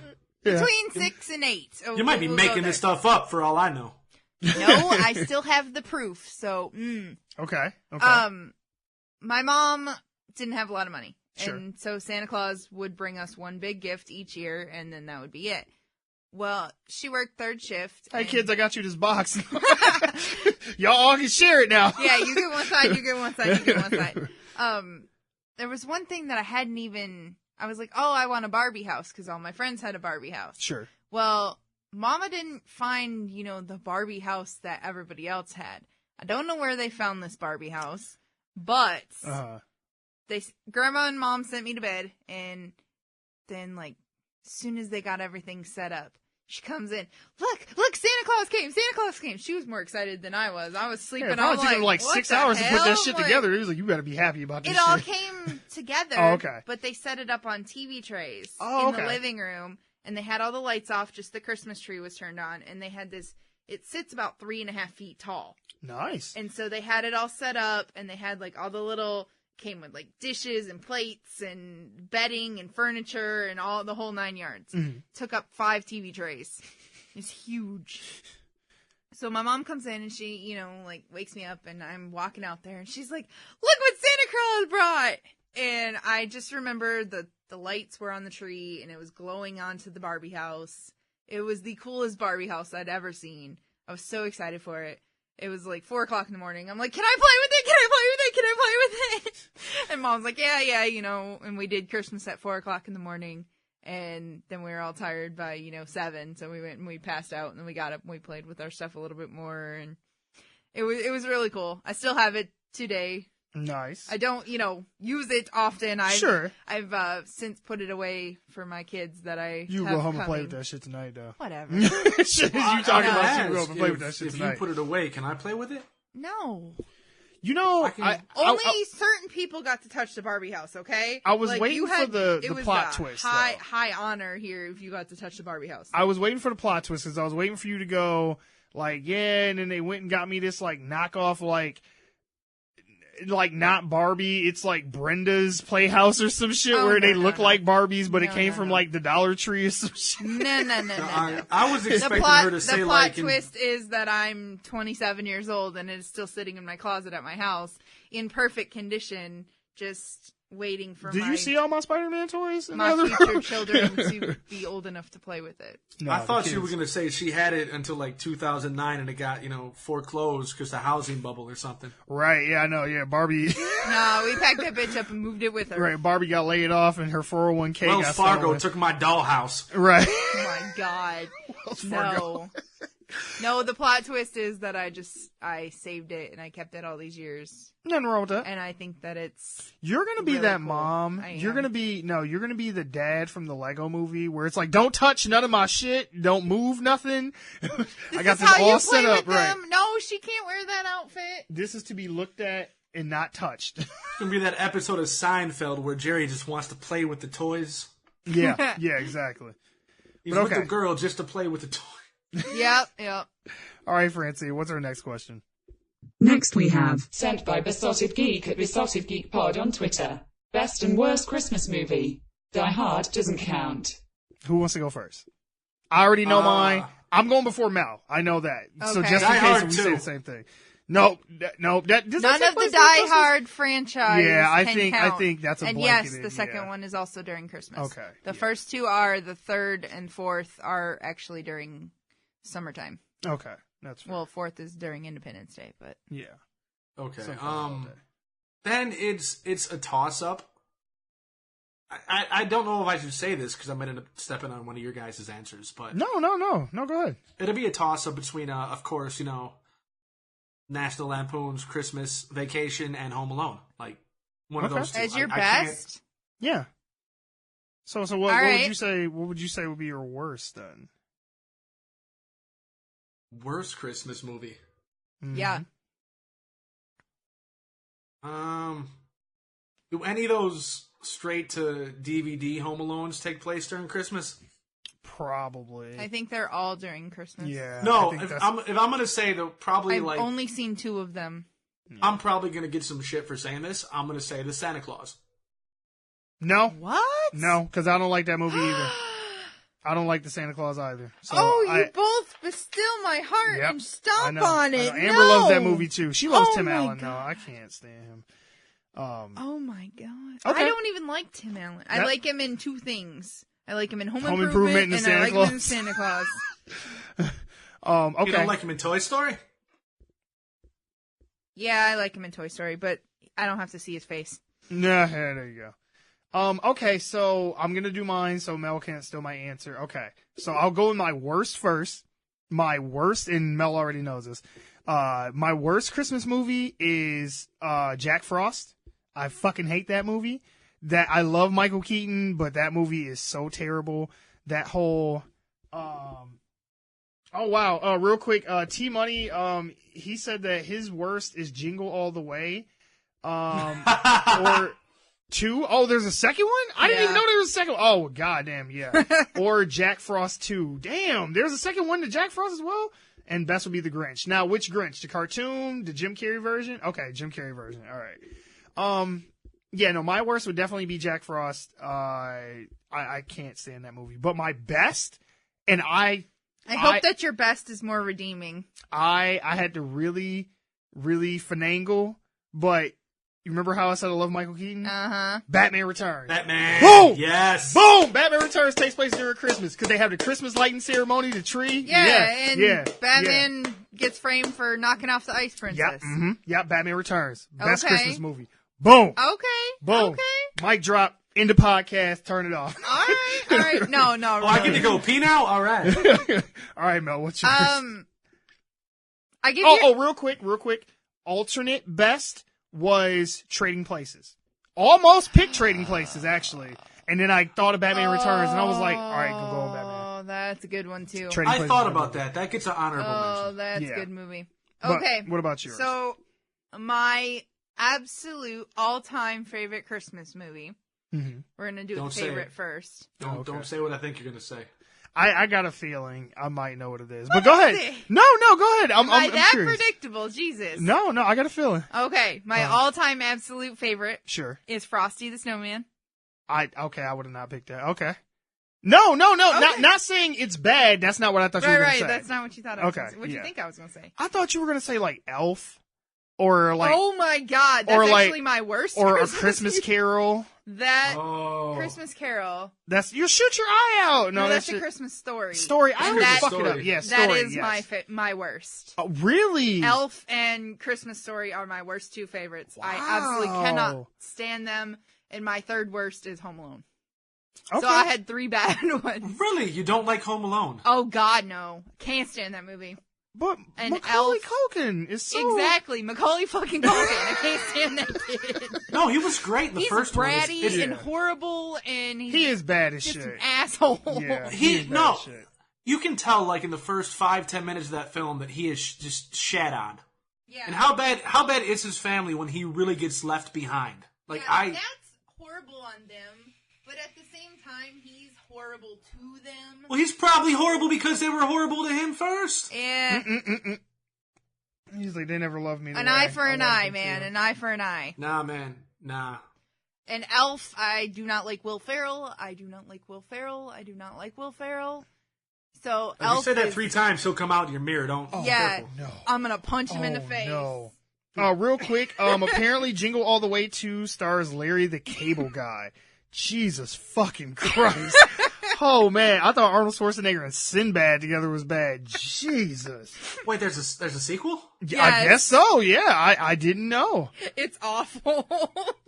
It's just as bad as the Tooth Fairy 2. I will say I kind of like Jingled All the Way just because that was the closest thing we got to like a superhero movie at that time when he becomes the toy at the end. And I was like, hey, I'll take it. This is as close to Iron Man as I'm going to get, I guess. Yeah. So, Sinbad can do no wrong. oh God. yeah, well, that Sinbad depends did a on lot who of you wrong. ask. I did have another favorite, Okay. alternate, Reindeer Games. With Ben Affleck. I've never seen that movie. Okay. Oh my god. Well, let's just really make this a loose interpretation. Say Fargo. Ugh. Really, Okay. Ben? Come on now, man. Okay. Okay. But my all-time favorite is Frosty. Like, Okay, so real quick, just to round it up, Ben, what was your favorite again? Either Home Alone or Christmas Vacation. Least favorite?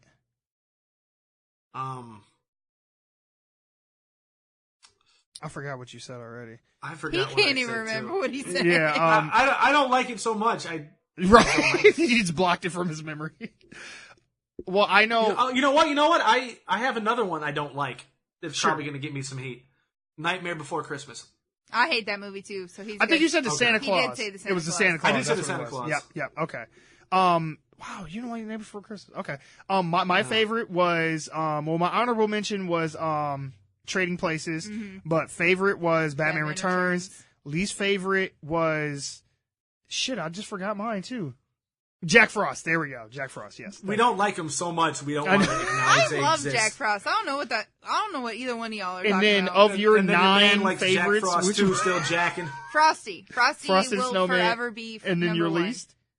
Favorite is a 3-way tie between Home Alone, Elf, and A Christmas Story. A Christmas Story. Okay. That stupid kid, you'll shoot your eye out. Mm. Oh, Best part of that movie is when he's beating the shit out of that kid and he's just cussing and shit. He's like, "You motherfucking bitch ass bitch!" I was like, "Whoa!" Now they cut it. They never actually let him swear, but in my mind, he was calling him all kind of bitch ass bitches. I think you can see his lips moving, but you can't actually hear him say nothing. Yeah. Okay. All right. And that creepy leg lamp. What was the next question? On to our next submission. Sent by More Gooder Than Podcast, at MGT Podcast on Twitter. How many Sbarro-sized slices of pizza can you eat in one sitting? Ben actually gave me a really good idea, and we may just do this. So stay tuned, because we may actually do this, because there is one in the Genesee Valley Mall in the food court. I've never eaten there. I could probably get through 3. Are those really big? The big huge- ass New York slices, yeah. Yeah, we gonna be like Fat Boys 1986 Yeah. New Hey, York I'm getting okay. down on some I'm okay Sbarros. with that. I'm okay with I'm that. gonna Fat have girls to- like pizza too. I was gonna say I'm gonna have to do a whole lot of. Yeah, we running to finna get open to up that. a We Kickstarter actually for the gonna money go to get go to pizza after the Sbarros. show. So I'm having pizza for dinner, so. But yeah, I would say for me personally, 3, because they're big. I've never had one, but if they're the big, huge ones from the mall, I think I could probably clear at least 2 or 3.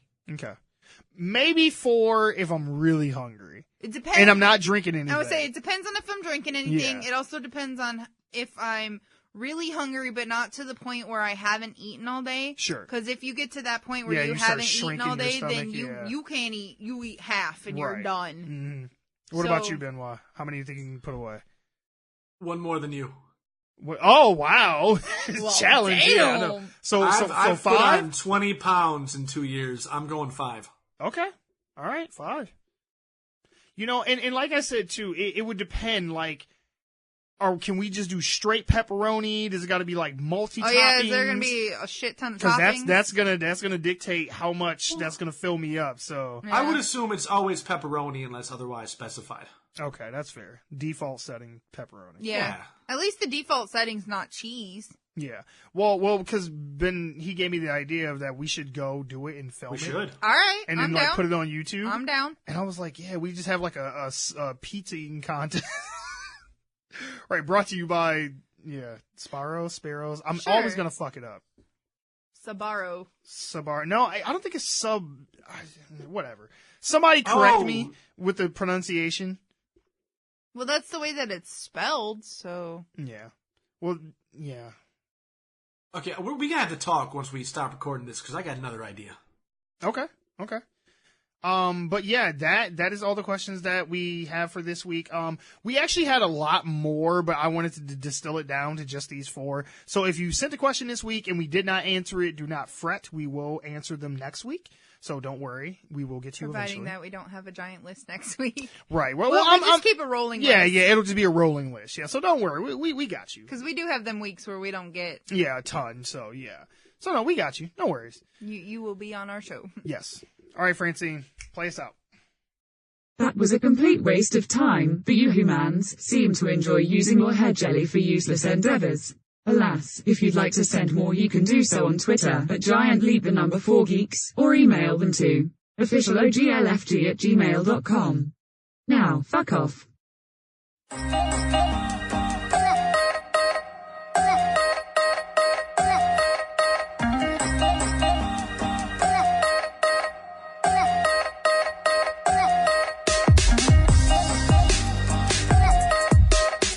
This one's not about pop culture per se, but it kind of was, it was funny and disturbing to me at the same time.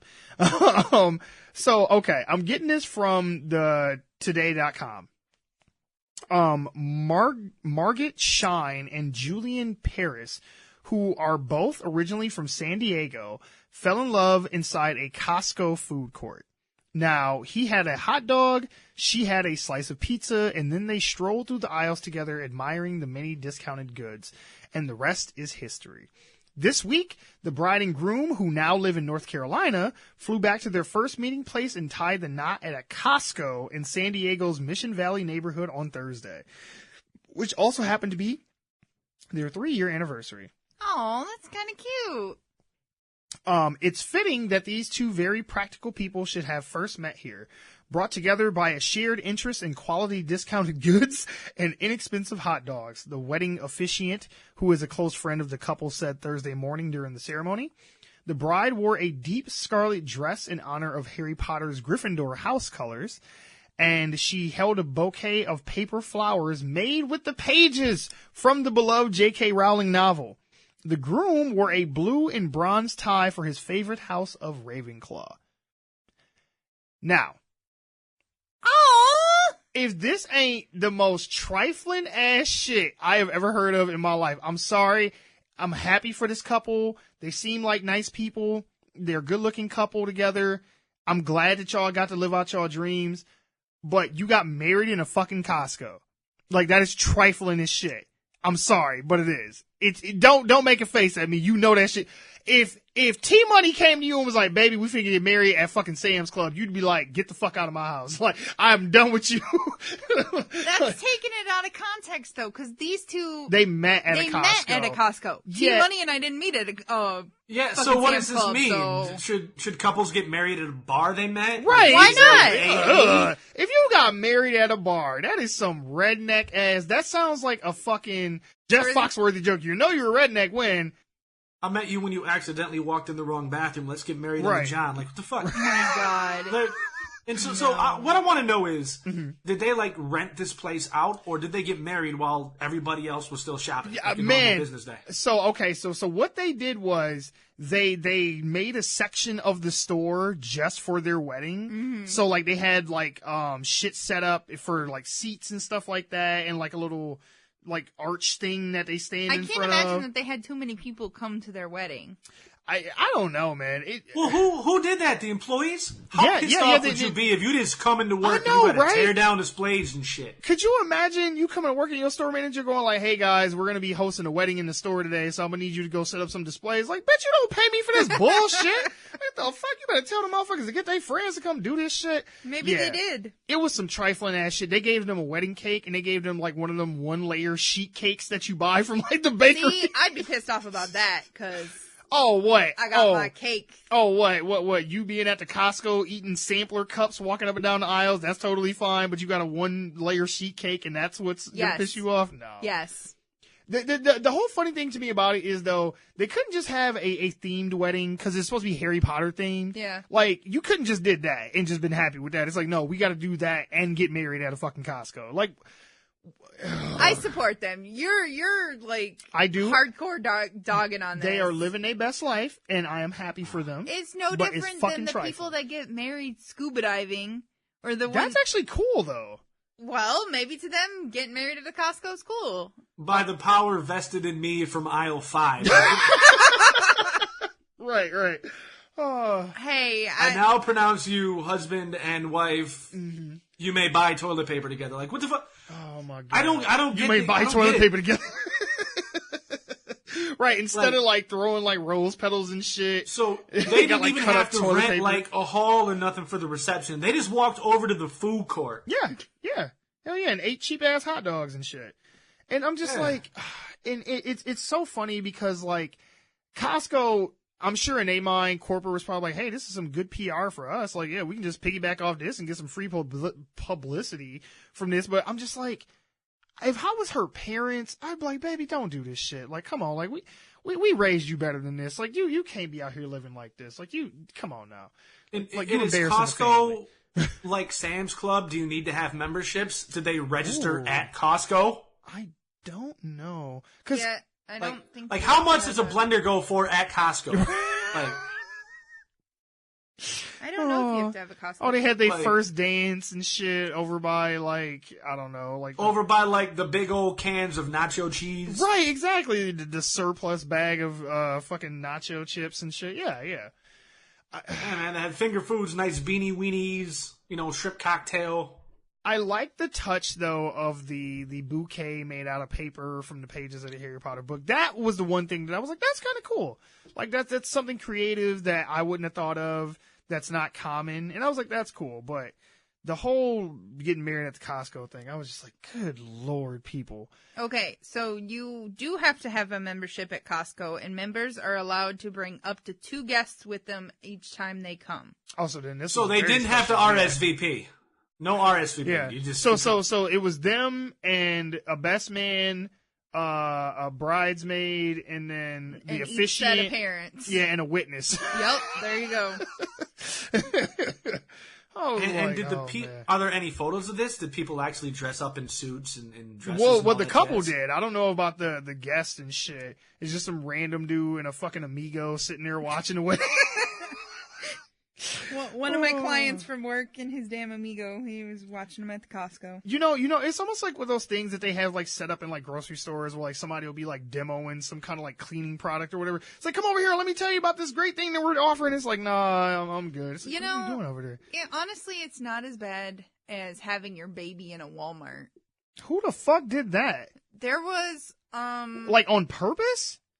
Or did she just go into labor? One was accidental. She went into labor. But there was one lady, and she strived to want to have her baby inside of a Walmart. I remember reading it, 5-6 years ago.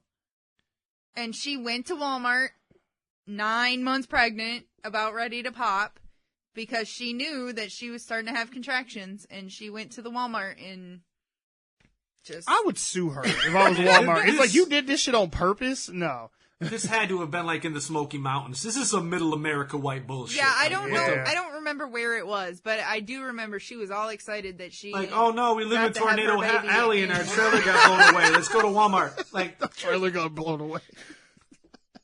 Gotta get Damn. Sharon she shed. Oh, God. this means now we are privy to the Walton's fortune, right? Is that how this works? Right, yeah. It's like, I'm a citizen of Walmart. hell yeah. It's like my baby is a part of the Walton family now. Like, the fuck they is? Shit. It's like we don't put their ass on a truck and sit their ass back in Mexico or some shit. Like, imagine being the greeter outside that door when the doctor comes in. Hey, they're down aisle 5. Like, what? How do you? It's weird. Again. I just feel bad for the merchandise that she had to sit on. Because you know that a pregnant woman is not standing giving birth. True. If it's damaged, does she buy it? Like, Right, hell yeah. you she need buying all that towels? shit. It's like, bitch, you finna buy all these blankets that we wrapped the baby up in and shit. It's like, yeah, luckily you were over Ruined by all the the fucking nursery linens. aisle when you fucking started having your contractions. So again, I don't want to shit on these people, even though I just did. But I'm glad you were living your best life. I'm happy for you as a couple, but I do not condone this activity. Okay. This and the fire challenge are at the same level for me, my God. okay? At least nobody gets hurt in this. It just goes to Costco, Really? man. Really? Maybe not physically, but their pride. I'm sure. Is You're going it to look any back on different this. than getting married in a museum? That's art and history and shit, culture. It's not fucking, $3.99, fucking It's art and history and culture of white America at Costco, okay? bullshit. Hell no. It's not fucking family size, boxes of merchandise and shit. Like, no. Anyway, any more thoughts on the Costco couple? Hey, long live the Costco couple. Oh, God. I mean, look, see now, it's funny too because I think what happened with them is that they met on like a dating app like eHarmony or some shit like that, and then they decided to meet up at the thing because I guess on their profiles they both talked about how much they loved Costco, and I was like, oh God, y'all were meant to be together. Yeah. It's like Jesus. They just had to assume that they were both members. Okay, hang on. So about that thing you were talking about, The lady in the Walmart? apparently this happened in Detroit. Yeah. A woman, 21, gives birth in Monroe County Walmart. Oh my God. Yeah, it was 1:30 p.m. on a Friday when her water broke. Yeah, medics responded within minutes. By the time they reached the Walmart, she had already given birth to the baby girl. Jesus. So, Is that the one that intentionally gave birth in a Walmart? Or I is don't that know. the one that accidentally gave birth in a Walmart? so I've heard of who that. helped her have the baby then? Because they said that the staff went out of their way to protect the woman's privacy by holding up blankets to shield her from the public's view. I'm sure there was one good citizen or a manager or something that. A little bit of olive oil, just right out. Right. Slip and slide. Some garbage bags. Right, Yeah. right. There you go. Yeah, you got all the shit you need. Yeah, just set up a slip and slide right in front of her, and the baby just pops out and just let it go. Yeah. Oh, goodness. All right. Moving on. Jesus.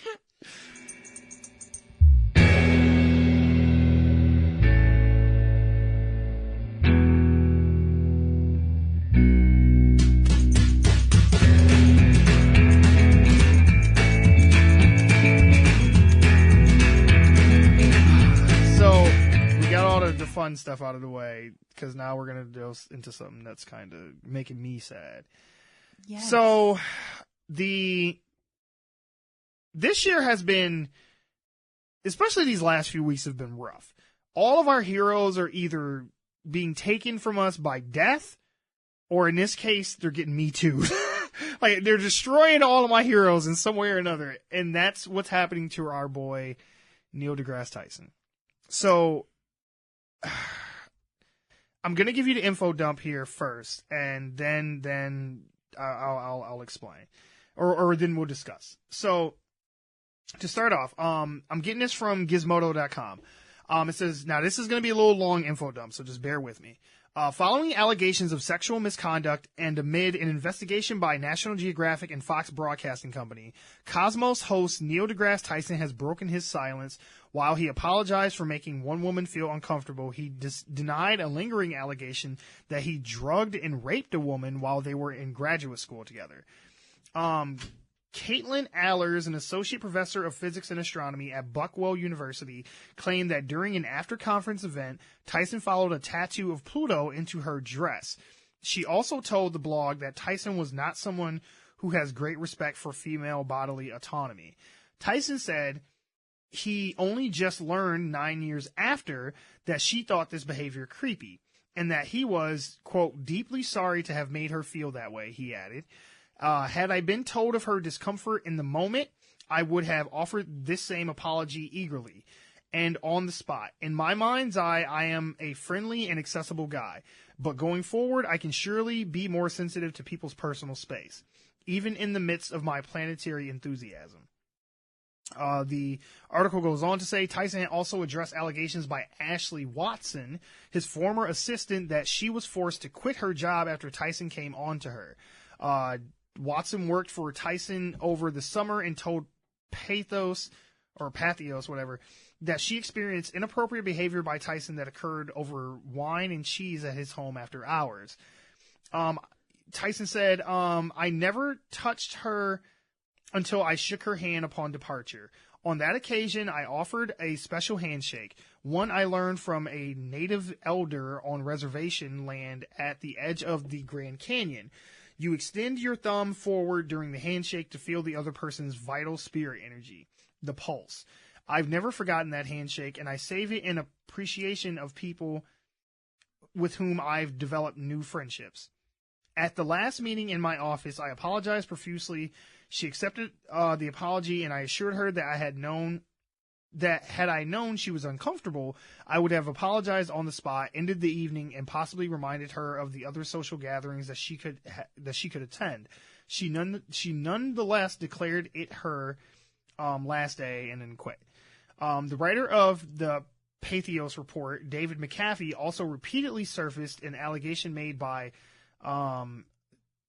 Shia Ahmet in a 2014 blog post that Tyson drugged and raped her. Ahmet alleges the rape happened in 1984 when she and Tyson were in grad school together at the University of Texas in Austin. In an interview, Tyson wrote that he had a brief relationship with Ahmet and that he remembered being intimate only a few times, all at her apartment, but the chemistry wasn't there. Tyson said he ran into her a few years later, at which time he learned that she had dropped out of her graduate program. According to her blog post, the drug and rape allegation comes from an assumption of what happened to her during a night that she cannot remember. It is as though a false memory had been implanted, which, because it never actually happened, had to be remembered as an evening she doesn't remember. Nor does she remember waking up the next morning and going to the office. I kept a record of everything she posted in case her stories morphed over time. So this is sad, which for me defies explanation. Accusations can damage a reputation and a marriage, Tyson says, sometimes irreversibly. I see myself as a loving husband and as a public servant, a scientist and educator who serves at the will of the public. I am grateful for the support I've received from those who continue to respect and value me and my work. So, after all that, what are we thinking? How does this sound? How do you feel about it? Do you think there's some validity to this? Does it sound like something? I mean, no one here knows him personally, but Right. does he seem the type to do something like this? And I mean, that's kind of a loaded question because not everybody's gonna come off like, creepy and shit. Right. So, I guess is how do you feel about the whole situation?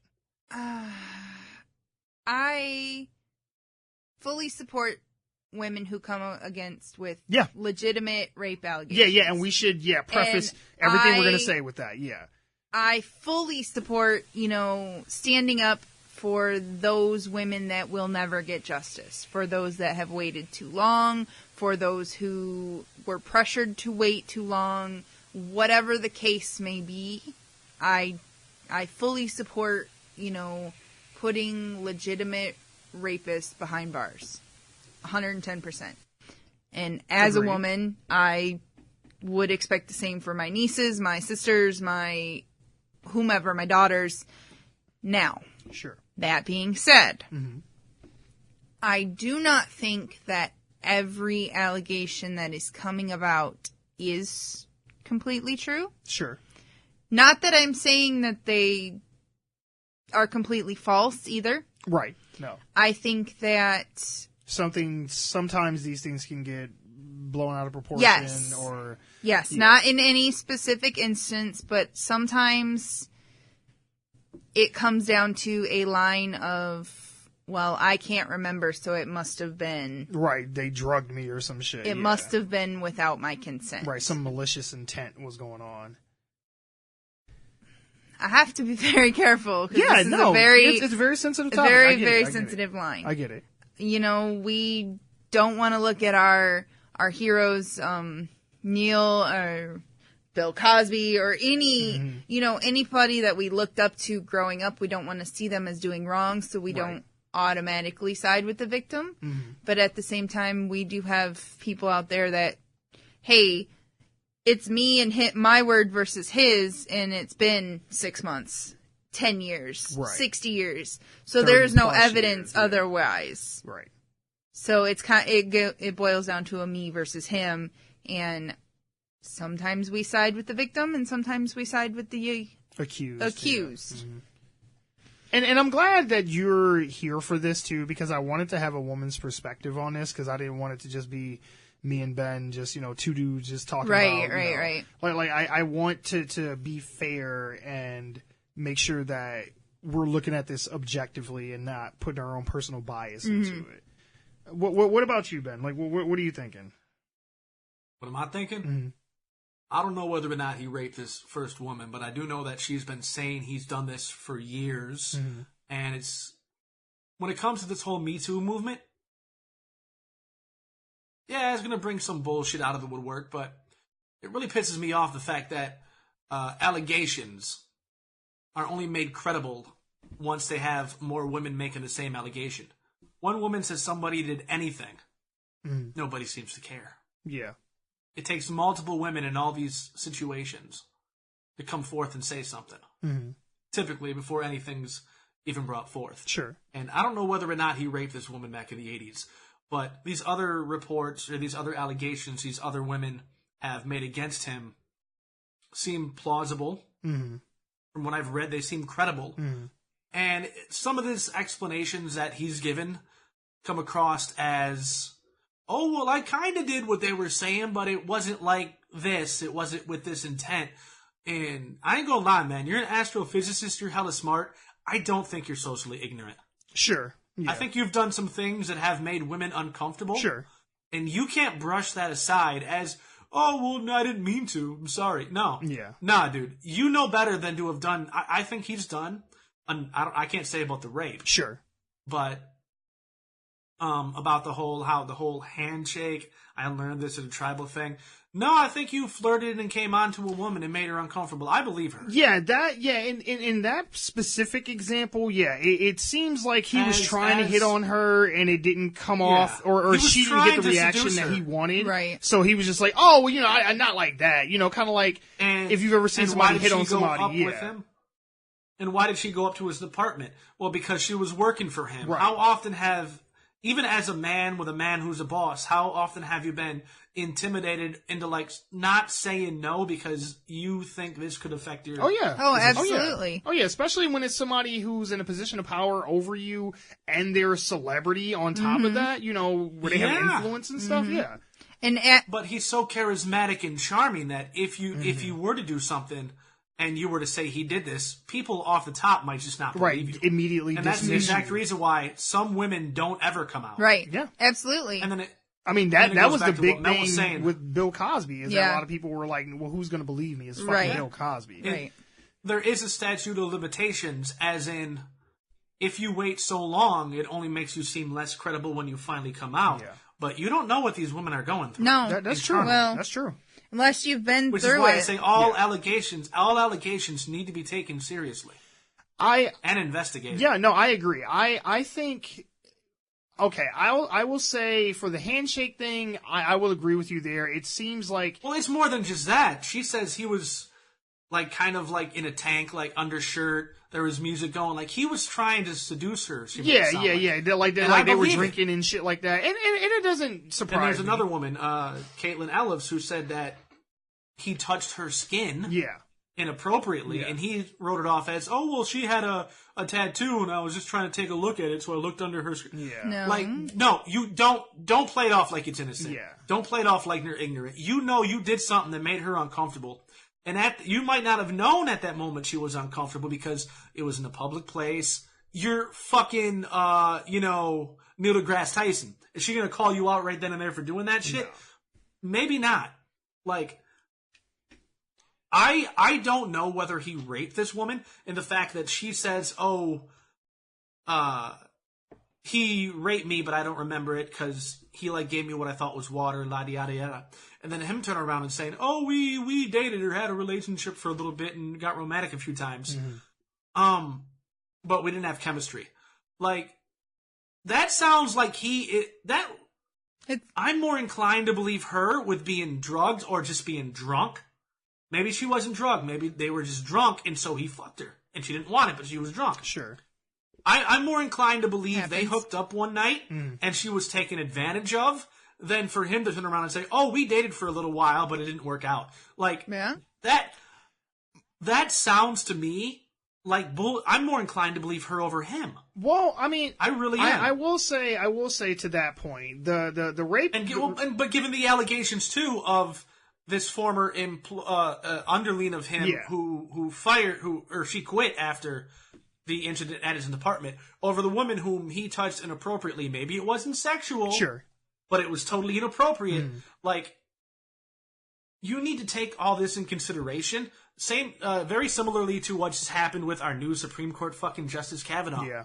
Yeah. You might not believe Blase or this woman when they say that this person raped them or attempted to rape them. But you need to look at the pattern of this guy's interaction with other women. That's fair. Because that goes to his character. That goes to his plausibility that these allegations against him that are so harsh as rape might have some credence to them. That's fair. My thing... So I can't say my thing with the rape... I'm sorry. No, go ahead. I can't say definitively whether or not I believe him or her. I can't. Sure. But I can say that reading these allegations and these articles about what these other women have said, I tend to believe he did these things because he's even admitted to of doing some of these things they're saying, but not in that way or not with that intent. He's trying to feign ignorance. Yeah. And this is showing me a pattern of a guy who thinks he can get away with some things because you're too smart to be ignorant with me, dog. You're too smart for that shit. Yeah. No, I agree. This makes me really question his credibility. And let's be honest, it's innocent until proven guilty in a court of law. But once you lose credibility, I can't side with you. So I cannot honestly say definitively that I don't think that he hasn't or couldn't have done this. Well, yeah, I mean it's possible for anybody to did something like this. My thing with the rape. My thing is this. It's vague enough to where you can infer that something could have happened, but there's not enough information for me. Because only thing we have to go off of is, they were hanging out, she, had a drink, and then she doesn't really remember the night. That doesn't necessarily mean anything. Or it could mean something. It's too ambiguous. It's like there's not enough information for me to go one way or another. But I will agree with your point of there does seem to be a possible pattern with him where it's like, he tries to maybe use his celebrity to try and flirt with and, and he's a man too. I know he's married and has kids and all that shit, but it's just like, come on. It's like, fame will change how you perceive yourself and things you think you can get away with. Like fame and power will make you think you can do really anything and get away with it. So I can see that to a degree. my only thing would be, because nothing's going to come of this. Like, Neil deGrasse Tyson's not going to go to jail or no shit like that. Like it's been well over 30 years since the rape allegation happened. So, you know, like the statute of limitations is up on that kind of shit. But I, to his point though, that, you know, these, even if nothing comes of this, these allegations can destroy his career. Sure. And, you know, can destroy his personal life and stuff like that. So, I mean, I can understand him being, you know, upset or worried about it. And I don't know. It's like, I see your point, Ben, to, you know, it does kind of set precedents and set a pattern. But at the same time, he could have denied it all. You know, it's like if he thought that this would make him look bad, then why not just go, you know, just to play devil's advocate here, just why not just go, you know, oh, these bitches lying. Like, you know, I'm like, you know, she just quit on her own. Like, I never did anything this, that, and the other. Because who can refute that? You know, there are no other witnesses to this. That's what I mean. It comes down to he said, she said. Right. Well, no, this is kind of the same shit Kavanaugh tried pulling. The reason why a person, to kind of counter argue your argument, he may have admitted to some of these things vaguely actually happening, so that if he ever did get caught in a blatant lie, he wouldn't take the fall for all of this. You give them a little, misconstrue, like it. This answer sounded to me like he was fucking gaslighting. Mm-hmm. Like, this is what... No, that's what happened, but it wasn't like that. It didn't mean that. Yeah. Because if he just straight up denied everything, and anything came out which may question his denial, he loses all credibility right then and there. Yeah, then it all starts to fall apart, yeah. But if he says, no, I did look under her dress, but it was just to follow a tattoo that I was already looking at, and my hands were already on her. Mm-hmm. Now, that sounds to me like you're gaslighting. Like, you're trying to make that woman look crazy, illegitimate, whatever. That's fair. It's funny, too, because I've made jokes in the past about how, you know, after Bill Cosby got caught up, like, everybody's suspect at that point. I'm like, if Bill Cosby is out here drugging motherfuckers and raping them and shit, I'm like, everybody's suspect. Mm-hmm. Though the one person I thought would be safe from all this is Neil. Because, I mean, just his personality, his public persona, at least, comes off as just this, like, big, lovable bear that's just really into science and shit like that. Oh, so, you know, I never even see him, like, even as a sexual creature at all. But at the same time, we don't know how he is in his private life. We don't know how he is once he's inebriated. You know, like, what, like, dark, you know, parts of his personality may surface when he's been drinking or when he thinks that no one, you know, else is going to be around and know about it. Mm-hmm. Go ahead. You were going to say something. Well, I was just going to say that is the gray matter that all of these allegations against all of, you know, everybody and anybody that's been accused, that's where the gray matter lies. Mm-hmm. And as I said before, I fully support sending rapists to jail. Oh, yeah. I don't care if they're some creepy guy holding up in a hole down the road or if they're the president of the United States. I don't care. Mm-hmm. If you're a creep and you're perverted and you're raping people, then you should go to jail. And you should be punished under the fullest extent.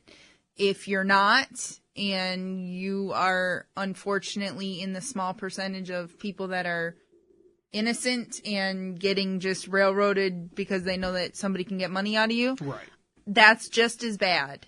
Oh, yeah. So making the fake rape allegations is just as bad as getting raped and having to go through this to see your attacker never have justice. Yeah, because there was a girl a couple years ago, I want to say, who said, like, these two black guys from, like, the football or basketball team of her school had raped her, but in reality, come to find out, she just fucked these dudes at a party, and she didn't want her boyfriend to find out, so she just said that they raped her. Yeah. You know what I'm talking about? Didn't photos come out of that too? Yep. Like, showed her taking part in gangbang?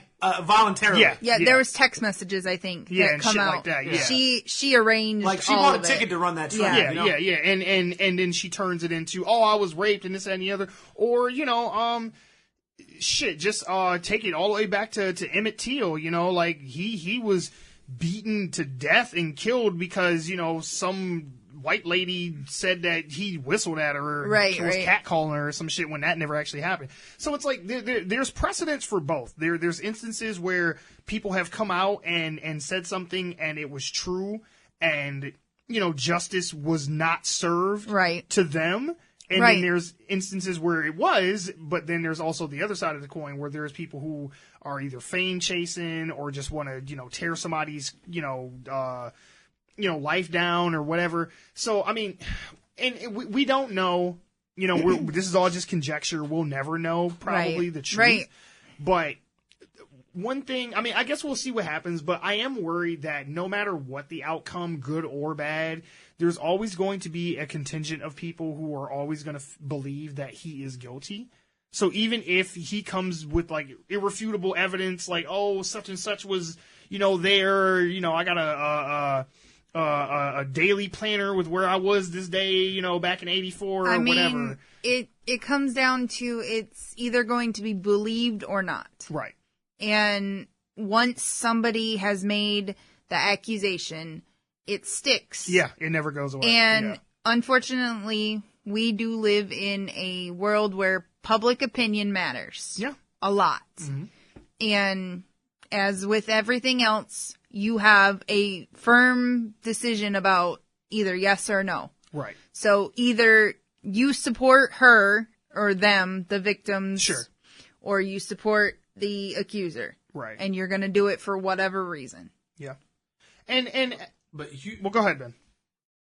I want to ask you something, Mel, but not specific. I don't want you to cite any examples. I don't want you to get into anything too personal, but I want to ask you as a woman. Okay.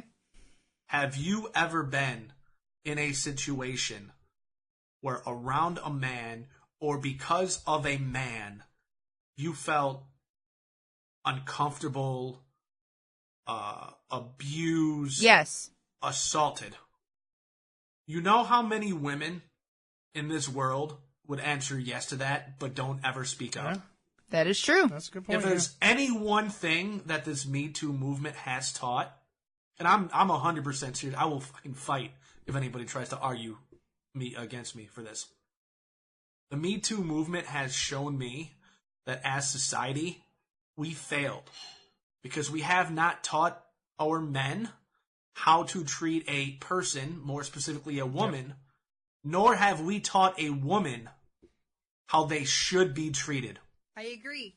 Nor given them the courage to speak up when they feel uncomfortable. I agree. As a man, if we're taught as a man, as men, if we think something is wrong, we fight it, we fix it. Women aren't taught that.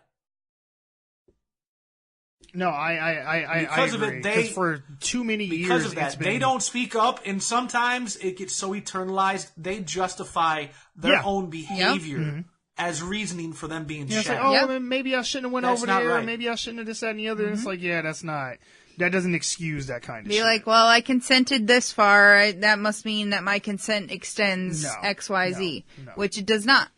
No, For too long, it was acceptable and okay, and I mean even popularized to catcall women, to just unsolicited approach women and hit on them and stuff like that. And not to say like you can't flirt, not to say like you can't ask somebody out or something like that, but but the manner that which it's done. Yes, exactly. It's been part of our culture for so long and just society in general. And I mean, in some other cultures and stuff, it's like, hey, they don't give a shit. It's like women are looked at as, a vessel. Property. Women are objects. Exactly. They're objects to have and do what we want with. Yes. They're vessels for making babies. Yep. They are trophies, examples of our ability to be a man. Yep. In a patriarchal society. They are not equal to us. They never have been. We need to change that. That's true. I agree. That's very true. Which is why, even when it seems implausible or when women say something happened so long ago that there is no empirical evidence of happening, or haven't happened, I will always listen. Absolutely. Oh, yeah. They will always be held credible. Yeah, because honestly, at the end of the day, I mean, I guess there could be some benefit to making this shit up, but for the most part, it's like the women who come forward with this kind of shit, they end up suffering the most. Well, yeah, because you gotta... Because you're going to have a contingent of people who are going to be mad at you for, why are you trying to destroy this person's life, and this you were just a whore, and all kind of crazy shit. And not to mention, you have to go through something that was probably the most horrifying experience that you'll ever have. Yeah. Not knowing if somebody has touched you, violated you, right, been inside of you. Right. Not knowing is not more, but as equally as bad as actually knowing and remembering. I would say almost more so because you always live with that you doubt. Don't know. Yeah. It's more so. Isn't it shameful how when you accuse somebody of doing something horrible and traumatizing to you, the first response is, why are you trying to ruin their life? Right. As if your life has no meaning whatsoever. Right. Or how were you dressed? Or what were you wearing? Or, it's somehow your fault. Didn't you get into the car with them willingly? Didn't you... It's like, well, you were at the party and y'all went upstairs, so... Didn't you know what to expect? It goes to that whole extending consent thing. Yeah. That is a big deal. And as somebody who's been in a situation where I've felt uncomfortable and felt like, hey, this is making me feel uncomfortable to the point where I'd like it to stop. Right. Just at all in general. Yeah. But especially to the point where I'm like, okay, this is not. Too much, yeah. Too much here. And I don't... No, I feel you. I totally feel you. I don't know what the remedy is, to be honest. I mean, I don't know how to change this or fix it, but at the same time, I think it goes back to what Ben's been saying, that we have to treat every instance as if, it's true until we can, I guess, prove otherwise. Yes. To a degree, or at least, give them the benefit of the doubt. We have to at least listen. Yeah, don't immediately go, oh, this is bullshit. Right. Or at the same time, like, for example, with that girl in the football players, we can't immediately just be like, oh, expel them, kick them off the team, right? Because it's like, there's so much nuance and information that we don't know that it's, you have to be fair to both parties. Right. But at the same time, the you victims or the alleged victims need to be taken, into account and their accusations taken seriously. Yes. And I mean, the remedy is going to involve a combination of communication. Sure. It's going to involve recognition of body autonomy. Yes. Yep. Mm-hmm. We are individual people, individual bodies, individual feelings. Nobody belongs to anybody else. Communication, so that if we ever don't know if what we're doing or saying is appropriate, we ask, or just don't do it. Yeah, if you got to question it, it's probably best to just leave it alone. Yeah, I agree. These are things we need to start teaching our kids, though. And empathy.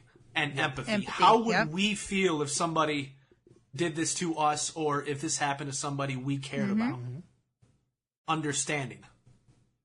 Communication, understanding, body autonomy. Some combination of that stuff and more. Yeah. And some salt. I agree. Everybody loves salt. Right. On a very special episode of One Giant Leap for Geeks. All right. Now y'all just talking crazy talk. But... Yeah. No, I feel like this is an NBC special now. But yeah, I mean, we'll see what happens. And I mean, I'm going to keep following this. I mean, if more develops and more comes out, we'll definitely touch back with this again, because I'm really interested to see how this plays out, and I want to follow this, and see where this goes. One more thing I want to say, too. Just because somebody is a huge astrophysicist, because somebody's really smart, just because somebody has been able to entertain millions of people for decades, just because somebody has made some kind of major positive contribution to our culture, does not make them exempt or being impossible of having done something as vile as rape. Oh, yeah. Or as disgusting as sexual assault. Or unwanted Just sexual because somebody- contact. Yeah. Just because somebody was top of their class and was an athlete and was a straight A student and got into fucking Harvard or whatever the fuck Kavanaugh did doesn't mean they couldn't have done these things either. As you can tell, I know we don't want to get political on here typically because it could be very alienating, but fuck you, Kavanaugh. I don't care if you're a rapist. You're not fit to be my Supreme Court justice. Fuck you. I had to, No, Like you're this- fine. This gets me really heated, like this idea, because I'm so pissed off that Cosby admitted to doing some things, because he was one of like the fucking pillars of like positivity. You know? Especially in like just the black imagine some community shit comes too. out Like, about he was like an idol. Well, this is same thing for him. This is the same thing going on with Tyson, black community. I mean, black scientists were they still are, but we're a major rarity back then. Yeah. Which is what makes us even fucking worse. Just imagine if, like, I don't want to think about if something comes out about Bob Ross or Fred Rogers. Yeah, right, Mr. Rogers. Like, yeah. Yeah. I'm sorry. I could go on, but No. You're gonna totally shut fine. myself up You are right now. speaking truth to power, so do not feel bad about it. But on that note, kids.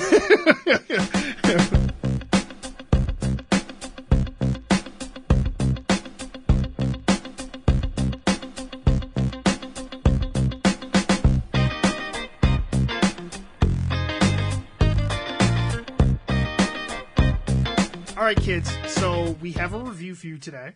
I was able to rope my girlfriend Amber in to help do this with us. Say hi. Hey.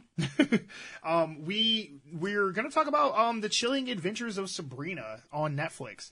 For those that don't know, quick synopsis: the show is basically based off of the what is it? What's that line of comics? It's like the Archie comics. Yeah. Archie Off the comics. Archie comics. It's connected to Riverdale and all that kind of stuff. It is not your mom Sabrina from the '90s show with Hell no, it's not. Melissa Joan Hart. It is not that show at all. They're the same characters in it, but it is totally different. It leans much more into the darker range of the spectrum. Now, if you haven't listened to one of our reviews before, we normally do it mullet style. We do non-spoilers in the front and then spoilers at the back.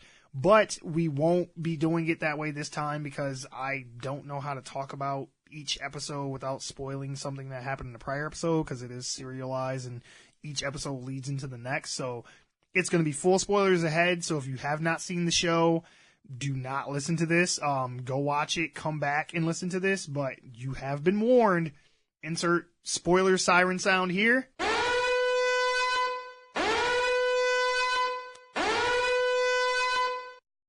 Okay. All right. So, first things first. The puns in this show are fucking awful. I just want to put that out there. There are so many puns in this show. This is one of the few shows that I simultaneously love and hate at the same time because there's so many highs to it, but there's a lot of lows that really bothered me. Because, Amber, you know how much I hate puns. And I love them. Okay. What I mean by puns is they say things that you would normally say in conversations, but it's insert devil instead. So it's like, praise Satan, hail be to Satan, or it'd be like, Satan damn it, or something like that, or something instead of God damn it. It's like, it drove me crazy. It was stupid. I was like, why do y'all keep doing that? Like, we get it. You worship the devil. You don't have to keep doing that. Like, every time something good would happen, praise Satan! I'm like, oh my god. No one says praise the Lord in normal conversations, not anymore, at least. So I was like, why do they feel the need to keep doing that? Like, that really, really got on my nerves, like, really quickly. Overall, though, how did you guys feel about the show? Go ahead. I don't know. I was torn because I grew up with the 90s version and I loved that. So I kept comparing it to this, even though I shouldn't have. Yeah, because we were watching, was it simultaneously or after? I went back and watched it after. Okay, yeah. We were watching the old Sabrina show. Yeah. After we watched the new version and kind of like drawing comparisons to that. And yeah. It's on two different scales of the wavelength. Yeah, for sure. Well, what about you, Ben? I really did enjoy this show. However, there were a couple moments in it where they just seemed to kind of gloss over things that happened. Like, without getting specific. No, go, by all means. There's specific... Well, no, I don't want to spoil it. No, we're doing straight up spoilers. Point... You're free to openly talk. Yes. Oh, I am? Okay. I believe it was near the end of episode 2 when she's going to go have her baptism and sign the book. And then she goes, you know what? I'm not doing this. And then she runs away. All those witches who were there for the baptism follow her back to their house. But then her cousin's like, I put a spell on here. Any unwanted witches are going to burn. Yeah. And so it looks like the father, the holy whatever. He was the high priest. The high priest. It looks like the high priest is about to be like, fuck it. I'm going to walk in anyway. Then he changes his mind. So you're telling me she ran away from this baptism, which was supposed to be a big fucking deal. Her cousin supposedly puts a spell. He didn't, mind you, but he fooled them all. He bluffed them. But nobody's going to address the fact that he protected her and put a spell up. Nobody addresses that. That's true. They're like nobody's going to come after him for that shit? Right. As a matter of fact... For aiding and abetting? As a matter of fact, they bring him into the fucking School of Dark Magic and shit. The not Hogwarts, basically, is what it is. That's much later on, but still, there's no repercussions against him for that. Well, I mean, he already was in trouble for some shit that he did, tried to blow up the Vatican and shit. So, he was on like house arrest. But to your point, though, they do then turn around and try to lessen his sentence and this, that, and the other. But like you said, there is no punishment for him for helping get Sabrina out of her dark baptism. Yeah, and he's already on house arrest, but he can still practice magic as a warlock, no fucking problem. But because her aunts, when it turned out that she didn't do this and her aunts got punished temporarily and they lost their magic powers, he didn't. Yeah, that goes to one of the things that I have issues with. I do want to talk about, though, like the things that I like about the show. I like the magic shit in the show. I like how they explain how the magic works. They explain how the spells work, like the rules they set up clearly enough to where you understand how this is working. Like, for example, when Sabrina goes to like the limbo spirit realm, try and bring back Harvey's brother's soul.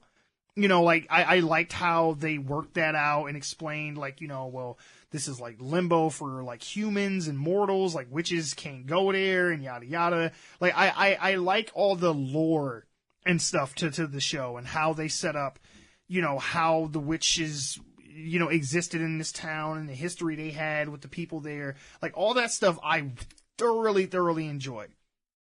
What I don't like is Sabrina. I can't deal with Sabrina.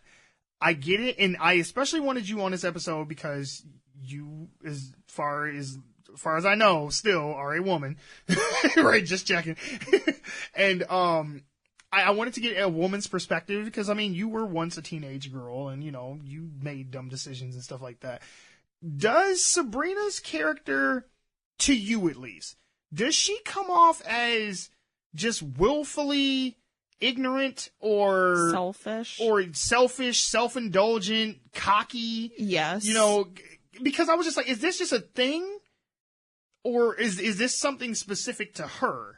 No, I think all teenage women are very selfish and don't think about any repercussions of anything they do. Like, I was like that once, probably still am. Damn. But that's what I kind of had in my notes. Like, she just goes ahead and does anything, like bringing back Harvey's brother or just anything she's done in the show. And she doesn't think of how it's going to affect other people. Yeah. I mean, so much so to the point where when I first started watching this and when Benoit first started watching it, we were talking about it.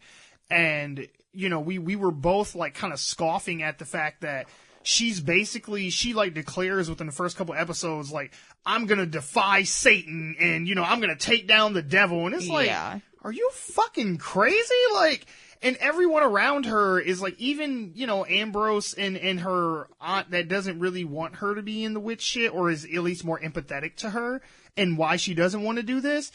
even they're like, you can't just walk around here and just say and do whatever the fuck you want and think nothing's going to come back to bite you in the ass later. The biggest no-no that Sabrina pulls in the show is necromancy. She brings back someone from the dead. And Ambrose specifically tells her repeatedly, you cannot do this. Do not fuck with this shit. Well, her aunt told her too. Yeah, but I'm just saying him specifically because he confronts her when they're trying to bring the one witch back from the dead. Yeah. He basically tells her, like, why do you think that the rules of the universe don't apply to you? It's like, there will be repercussions behind this. Like, you can't just willy-nilly, do this and then try and cheat the spell on top of that. Because she actually goes through with it, and she does kill the girl who was responsible for the cave-in at the mines, but then she buries her in that pit where they come back to life in, and it's just like, see, it's all good. He's back, she's back, everybody's happy. And it's like, you can't do that shit. And what bothers me so much about Sabrina is there's multiple times throughout that little arc where characters are telling her, like, are you sure he's okay? He seems like he's acting weird. The one girl's throwing up, like, gravel and shit. She's like, no, everything's fine. Everything's fine. And then she goes and runs to her mortal friend, the girl who can have the visions and shit. And she's like, oh, everything's bad. Harvey's brother is fucked up. I need your help. I need you to come with me. And it's just like, well, you obviously know that something's wrong and you did a bad thing and it didn't go the way you expected it to. But she keeps on putting his face to her aunts and everybody else in the witch community that, no, it's all good. She didn't want to get in trouble. But that was the thing. Everybody was already mad at her for doing it. She seems a bit ignorant. I think I know better or I know enough, which you could say, well, some typical teenage thing, sure. Okay? But she's incredibly selfish, which I don't like about her character. And she seems the type where the ends always justify the means, and it's gotten to the point where she's very self-righteous. Yes. I mean, she literally murdered that other girl. I mean, yes, she brought her back, but she slit that bitch's throat and didn't give a fuck. And I was just like, oh, shit. Because I thought the whole time that was happening, I'm like, something's going to happen to stop this. Like, they're not going to let her actually kill her. Like, one of the other witches is going to be like, no, she's my friend. Or like the one boy who likes her at the school, he's going to be like, Sabrina, this isn't you. You shouldn't do this. Like, no, they straight just watched her kill that chick. And I was like, oh, fuck. Okay. And you can tell her two aunts, Selma and Zelda, you can tell one's supposed to be like a good witch and one's a bad witch.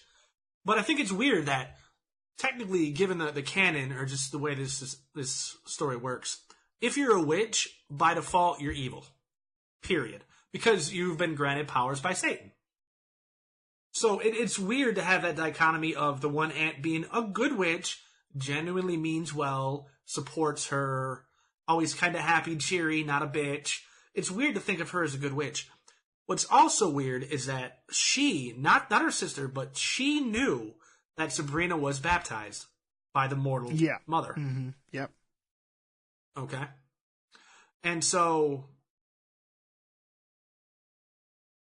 she hid that from her elder sister that she was baptized. But then when Madam Satan, when it finally came out that Madam Satan admitted, the teacher who clearly fucking acted different from the first 5 minutes.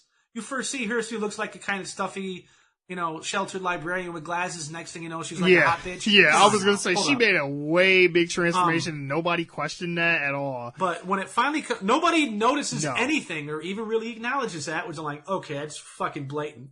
But then when it comes out that she's a witch, and then she admits, okay, I am a witch, Sabrina. Your father has me protecting you. Like, at no point did Sabrina question any of that. That's one of the things that I was talking about with inconsistencies in the show. Her aunts did not question that. Like, everybody... Well, she even comes to the family and she's like, oh, your father came to me and he wanted me to protect you. And the aunts are just like, oh, that's weird. He didn't tell us about it. Okay, welcome to the family. And it's just like, what the fuck? Now, to be fair, though, the one aunt did not even know she was baptized as, Christian, whatever. Didn't know she was baptized. So to her, oh, this is just more fucking secrets. Sure. I get that. But to the good aunt, who's like, well, why didn't anybody ever tell me? Right, like, how have we never met you before? Yeah. Like, where have you been in the last 16 years? Nobody is questioning her. Yeah.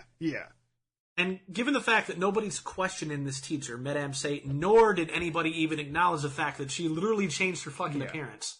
Same woman's playing her, but her clothes, her style, her attitudes changed completely. Nobody's questioned that.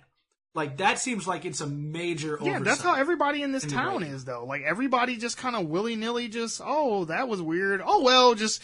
And all these things happen in her town, which is... everything seems really fucking isolated, which I never like in stories, because there's so much more of the world you don't expand upon. But they kind of skimmed over that a little bit. Like, they somewhat tried to describe that as, well, every town or every supposed town where stuff like this happens has their own coven. So it's like, everything might seem isolated here, but there are other places in the world where stuff like this would happen. It's kind of like the Harry Potter thing. Like, we're focused on Harry and England in this school, but there's other schools in, like, America and Africa and all this other kind of shit. But speaking of schools then, are there other witch schools? Or is this one witch school, like the place where witches from all over the world end up going to? How does she get there? Where is this place? Like, I've never seen no portals, no transitions, no trains. Like, where is she getting? Where is this place, and how does she get there? What were you gonna say? They almost kind of made it seem like it was in the same town. Yeah, right. Like, it was just down the road. Yeah. It's just abandoned, like, fucking psychiatric hospital or some shit that they got made into a school. One of the things that I liked about, though, the story with the Miss Wardwell, I think is what her name is, the teacher. I like the fact that she was she's an antagonist, but she's also almost like a sidekick to Sabrina as well, because she's helping her, but she's helping her for bad reasons. For her own agenda. Right. And I liked her character a lot. Like, honestly, of all the characters in the show, I liked Miss Wardwell the most, because she was the one genuine person, and she was smarter than everybody else. Because whenever Sabrina was pulling some bullshit over everybody else, Miss Wardwell was like, "Bitch, I know what you're doing. Like, come on, like, you can't play me." She was like, "I know you want to bring this motherfucker back from the dead." Or she'd be like, "Oh, or there just so happens to be this book in my office," and yada yada. Okay, can we talk about the school real quick? Like, not the witchcraft school. The high school. The high school. This is the worst high school in all of America. Like, the bullies in that school are fucking evil. And like, some of the worst human beings on the planet. And they have the worst principal ever. They straight up, like, gang jump the one girl who's, what's her name? The little lesbian girl. We don't know that. Well, I assume that's what they were implying, is that she was a lesbian. Well, they were implying it, but we don't know that. Well, yeah. Look, man, we don't know if she's gay, but yeah. I'm just going off of what, or else transsexual. Yeah. Well, either way, I don't remember her name. But yeah, like, they straight up beat the dog shit out of that girl. Yeah. Like, to the point where she got a black eye and busted up lip and all this shit. Yeah. And Susie yes. And these are like big jock, like, football players, varsity team type shit. And just beat the dog shit out of that girl. And I was just like, wow. And that's why the principal overlooked it, because they were jocks. Yeah, but Sabrina goes to the principal, and he literally says to her, he's like, well, maybe you should tell your friend to go to another school. And I was just like, wow. Like, I was just like, this is like some of the most horrible shit ever. Like, talk about, like, because you hear horror stories about school and shit like that, and shit that goes on behind, the school doors that they try to cover up and shit. But I'm like, y'all ain't even being, like, coy about this shit. He was just straight up like, yeah, tell the bitch to leave. Fuck her. He was like, shit. Yeah, he is not the balcony I remember. Right, exactly. Man, like the whole time. And, okay, did it bother anyone else that Sabrina straight up, like, almost murdered him? Because she was like, oh, I want to put a spell on him to scare him. With the spiders? Yeah, with the spiders and shit. And they, like, okay, it's one thing to be like, he opened up a jar of cookies or something, and there was, like, some spiders in it, and that scared shit out of him. They were all over Like, they're, like, crawling house. all over his body, and they went into his mouth and shit. I thought he was dead. When we first watched it, remember, I thought he was dead. Yeah. And then when he comes back, I'm like, oh, he's possessed by somebody else, kind of like Miss Wardwell was. And because when you do see him next, like, the devil has possessed him or something like that. Because remember when Sabrina talks to him and he's like, and foolish mortal and all this shit, and he's like foaming at the mouth and shit. And it's just like, but they never revisit that. No. Next time you see him, he's fine. And I'm like, so what actually happened to him? Did the spiders not kill him? And did he get possessed? Is he still possessed? Like, because this is what I thought was going to happen. I thought that for the duration of the show, he would be the physical embodiment of Satan going forward. Like, that's how he would, you know, he would use him to speak through him to Sabrina and to, you know, try to further his plans and shit. But no, it's just like they forgot about it. And it's just like, nope, he's just back to being a douchebag again. Trying to fuck Miss Wardwell. Now they kill him by the end of the show. Yeah. So, I mean, I'm curious as to how that's going to play out next season, but... Well, I think the whole point was, yeah, it made it look like he was going to die, but I think that was the point. I think it was supposed to be, in his mind, just a really fucking scary nightmare. Yeah, maybe it wasn't real at all. But that nightmare... Yeah, but that nightmare did absolutely nothing because it did not change his character at all. He was not traumatized. Yeah, I mean, now he does say, like, oh, you can have your, you know, feminist book club or whatever the fuck shit, but I was just like, that would be like a life-changing, like, event. Like, I would never be the same after some shit like that. Like, for real, for real. And the whole possession, I think that was momentarily, like you said, I think it was the devil just trying to speak through him, using him as a temporary vessel. It just goes to show you that the devil has the power to influence. Right. humans. I mean, to the point where he just full on, you know, like, he wasn't like, oh, I'm into some dark, evil magic or some shit. Like, he just straight up just jumped into that motherfucking body and was just like, you know, I'm running him now. He's my puppet for the time. As for Madame Satan, the teacher too, you said how it in some scenarios, it seems like she is genuinely helping her, not because she likes Sabrina, but because she likes what Sabrina is doing. Mm-hmm. And also, it is her responsibility to protect Sabrina, because Sabrina's going to be the one who ends up... Well, this will get to a later point I'm going to make. But, so she is actually helping and assisting Sabrina. One, it's helping Sabrina gain her trust, which is good. Two, it's getting Sabrina more versed in dark arts, for lack of a better term. So it's getting her to embrace more of her dark side. Mm. And I think that goes to Sabrina's character before the whole transition at the end of season 1. I think the fact that she is half witch, half mortal, half good, half bad, I think that dichotomy is what makes us hate her fucking character so much right now. Yeah. Yeah. Because she's doing some really shitty things and giving no fucks about them for good reasons.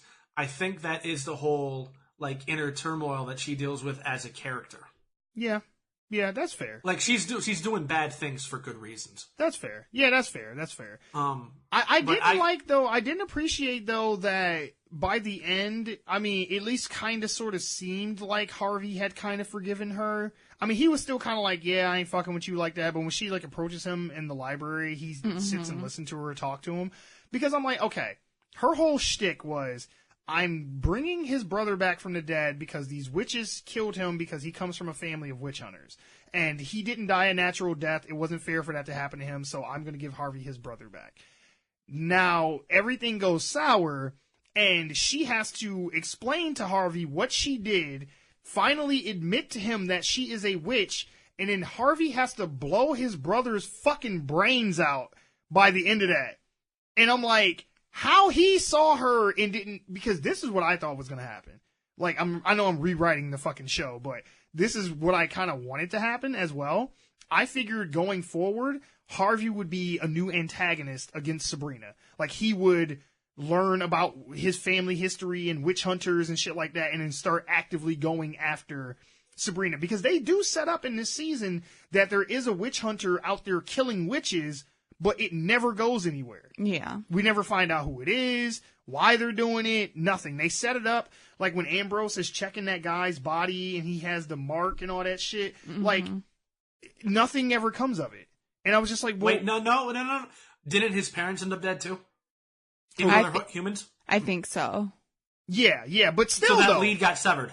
Yeah, but still, though, it was just like, well, who is doing this? Why? Like, what character is it? That's why I figured, like, Harvey would, like, meet that person and then them take him under his wing and be like, I'm gonna teach you how to do this shit. And then Harvey would be a new antagonist.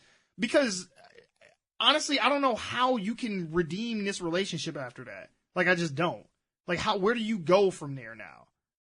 Well, the whole witch hunter thing, I think that's a currently underdeveloped as in they haven't developed it yet in season 1. Sure. But the guy that was killed turns out was a warlock. Yep. But then the cousin hooks up with the warlock's ex. Yeah. So like there will be follow up on this. I hope so, because for a little bit too, I thought like, oh, maybe this dude who's trying to fuck with Ambrose is like posing as a warlock, and he's the witch hunter and just trying to get close to the Spellman family.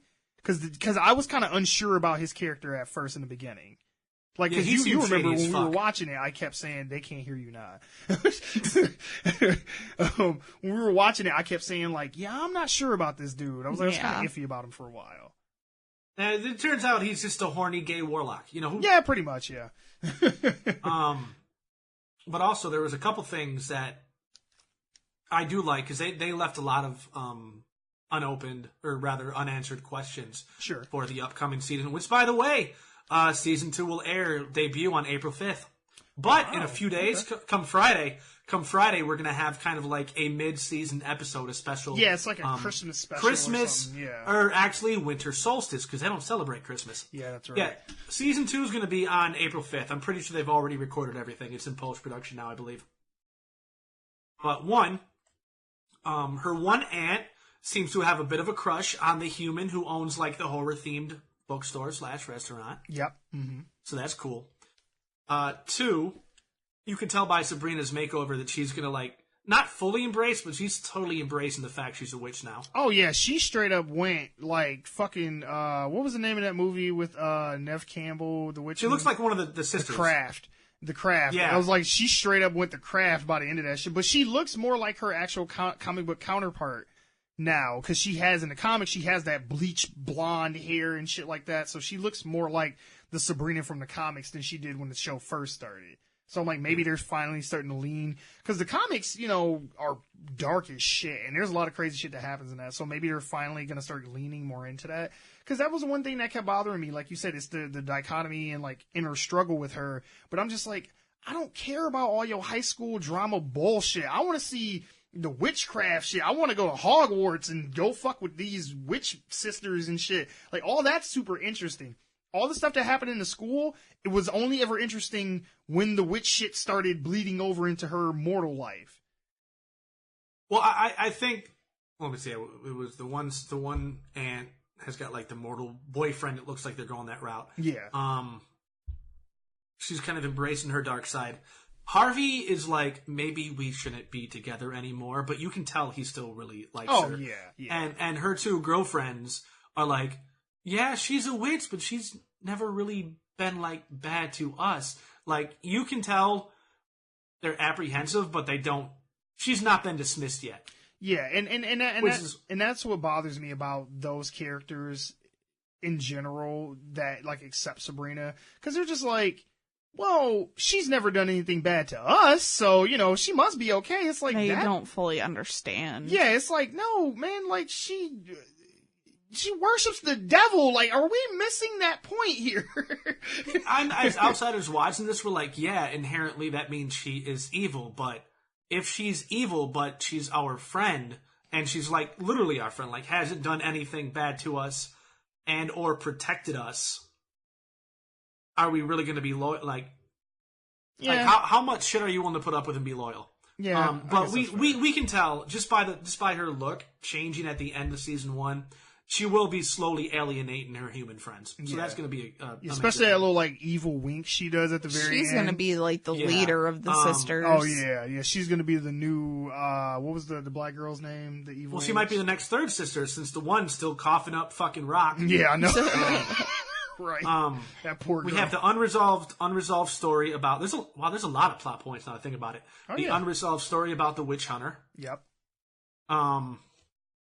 Is her black girlfriend with the visions? Mm-hmm. She gonna slowly start being able to become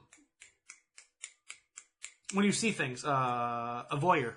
Maybe. Or also, the high priest's other kid, he thought the one baby ate the baby. No, Oh, he yeah. had a boy I and a forgot girl. about that, yeah. He had a boy and a girl, Yep. and the elder aunt made him think that the boy ate the other boy, presumably, but she kept the female baby. Yeah, I'm And, waiting to see what happens with that. yep. Yeah, because it's like, you can't hide that, especially No. as often as the high priest seems to pop up at their Just house. randomly pops up. He Yeah, is you like can't over hide there it. like all the time. You know what he want. Oh yeah, he want that. What was it, Zelda? Yeah. He want that Zelda pussy. Like that whole And little this mini is- arc was hilarious to me. Their Yeah. whole little sexual tryst that they would have in the dungeon and shit. I was like, y'all are into some freaky ass shit. And this is a bit disjointed, but number 7, Madame Satan pretty much admitted everything she was really up to this whole time to Balky before she killed him. But when questioned by who I want to assume was either one random crow or her own familiar. that don't you think Satan might be setting you think you might be setting Sabrina up to take your spot? She killed him. Oh yeah. Like you wouldn't. Like Satan would never do that to me because me and Satan were tight. Right. Yeah. We go way back. Dead. Yeah, no. And it turns out Madame Satan's real name is actually Lilith, which I think I mentioned this to you before too. Lilith is technically a lot of like the Christians don't acknowledge her because they say Eve was the first woman. No, Lilith was, according to their own documents. Yeah, and I said I wanted to look more into this because I was like, I've never even heard of her before, and I'm like, I need to learn about this. And then now that we have, I can't get these people's names. I keep forgetting their names. And the cousin is now, I guess, officially off of tether. He's out of house arrest. Well, I guess just as far enough to where he can intern at the school. Like, I don't think he's just free to just go do whatever. So he's out of that, and he presumably has the boyfriend in the dead warlock's ex. So like, there's 8 at least right there. Yeah. Different little things you can juggle around in your head. And I mean, they did set up enough to where it's like, yeah, we have something to go off of for the next season. Overall, I just felt like you said, there's so many unresolved plot points that I felt like it was too much. Like, I think there needed to be just 1 or 2 things to just go like, okay, like the baby and then the status quo change with Sabrina, I think would have been enough. Mm-hmm. Like, I don't think they needed the witch hunter storyline and all, because like I said, it doesn't go anywhere. Nothing happens with it. They keep bringing it up and talking about it, but nothing happens. And I know I probably, of the 3 of us, I probably sound the most down on the show. I did like the show very much. I will definitely look forward to season 2, but there was just, I don't know. Oh, one thing I did want to bring up though, we talked about this, me and Amber off mic before when we were watching it, but the way the first few episodes are shot, like, drove me crazy, because they had this, like, weird, like, I don't know if it was like an anamorphic lens or something like that, but everything looked like blurry. Like, you remember that? And I was just like, why do they keep doing this? Like, and they had all these weird, like, Dutch angles and shit, and I'm like, I don't know if it was supposed to, like, make you feel kind of off-center or, like, something strange was happening, but it was overused. Like, once they got about halfway through the season, they stopped doing it, and by the end, you don't see it anymore. But those first, like, 3 or 4 episodes, it looks just weird, and it was making me kind of nauseous, like, watching it. Oh yeah, and the principal's dead, so that's 9. They got to replace him. Oh, yeah, that's right, yeah. Did the high priest's wife end up dying after Yes. giving birth too? I don't Yes, right? I think Okay. so. Yeah. She died giving birth, yeah. And Yeah. then she said that the one child ate the other remember. child in the There are womb. there are so many. Oh, yeah. Like this feels to me. I hope this is more like long term. I hope they have more long term. Well, it was picked up on Netflix for 2 seasons initially. Mm-hmm. I hope it gets picked up for more, assuming I like season 2, so they can at least resolve some of these issues. Oh, yeah. Because I hope this doesn't wind up being like Russo crash booking. Like, I hope all these things I mentioned Yeah. either get fleshed out or at least explained. Like this, Well, make it quick, simple, easy, or like flesh it out long term. Because there's a lot of long term booking they could be doing with this that I'm really interested in seeing. Well, and like to your plot points thing, there's also the girl with the cunning. Like we need to see what's going to happen with her. Yeah. Is she going to develop that? Is she still going to lose her sight, or are we going to find a way around that? The one girl who was getting bullied throughout school. They have still yet to explain how she's talking to her great grandmother's She's spirit crazy. or anything like that. Yeah, because I was just like, well, she doesn't have anything to do with witchcraft or anything like that. Like, why is this? And she's like, we were a friend to the witches, but still, that doesn't necessarily mean anything. And can spirits always just contact mortals? Exactly. Also, speaking of spirits, when she went looking for Harvey's brother, she saw her mom's spirit. Yeah. Yep. In the limbo netherworld or whatever. Yeah. So her mom has not gone to heaven. Which that didn't make sense to me either. There will probably be some follow-up. When did Sabrina's parents die? Like, how old was Sabrina? Was she still a baby? Didn't the mother die giving birth? No. Because remember they said her parents died in a plane crash. Mm-hmm. Or at least that's the story they keep telling her. But it was it's after insinuated. Sabrina got baptized because the mom had her baptized. Yes, that's right. Yeah. Remember, because the mother got her baptized in a Catholic church or something like that. So her mother was still alive when Sabrina was born. But I'm guessing that they died while she was still really young. Yeah. Because she doesn't seem to know a whole lot about them. And real quick, and then we'll wrap this up. My biggest pet peeve with the show, outside of the puns, but my biggest pet peeve with the show, and I argued with Amber about this a lot when we were watching it, for Sabrina to have, now I know she was born and half mortal, half witch, and she kind of has both feet in each realm, or 1 foot in each realm, but it seems like she doesn't know anything about witchcraft or like what being in the coven actually means. But then she still knows a lot because she solved her dad's puzzle. Right. It's like some things, which goes back to the inconsistencies with the show. There are some things where it's like, oh, only Sabrina, because she's the chosen one, she's the daughter of the high priest and this, that, and the other, can solve this mystery and yada, yada, yada, and powerful enough to do all this magic. But then in the next breath, she's like, oh, I gotta sign my soul away to the devil and do his bidding? It's like, bitch, what did you think being in the coven meant? Like, what did you think you were just... It's not a club. It's not like a book club. Like you're joining a cult pretty much that worships Satan, and Satan is going to imbue you with power to do his bidding. Like, what did you think being a witch meant?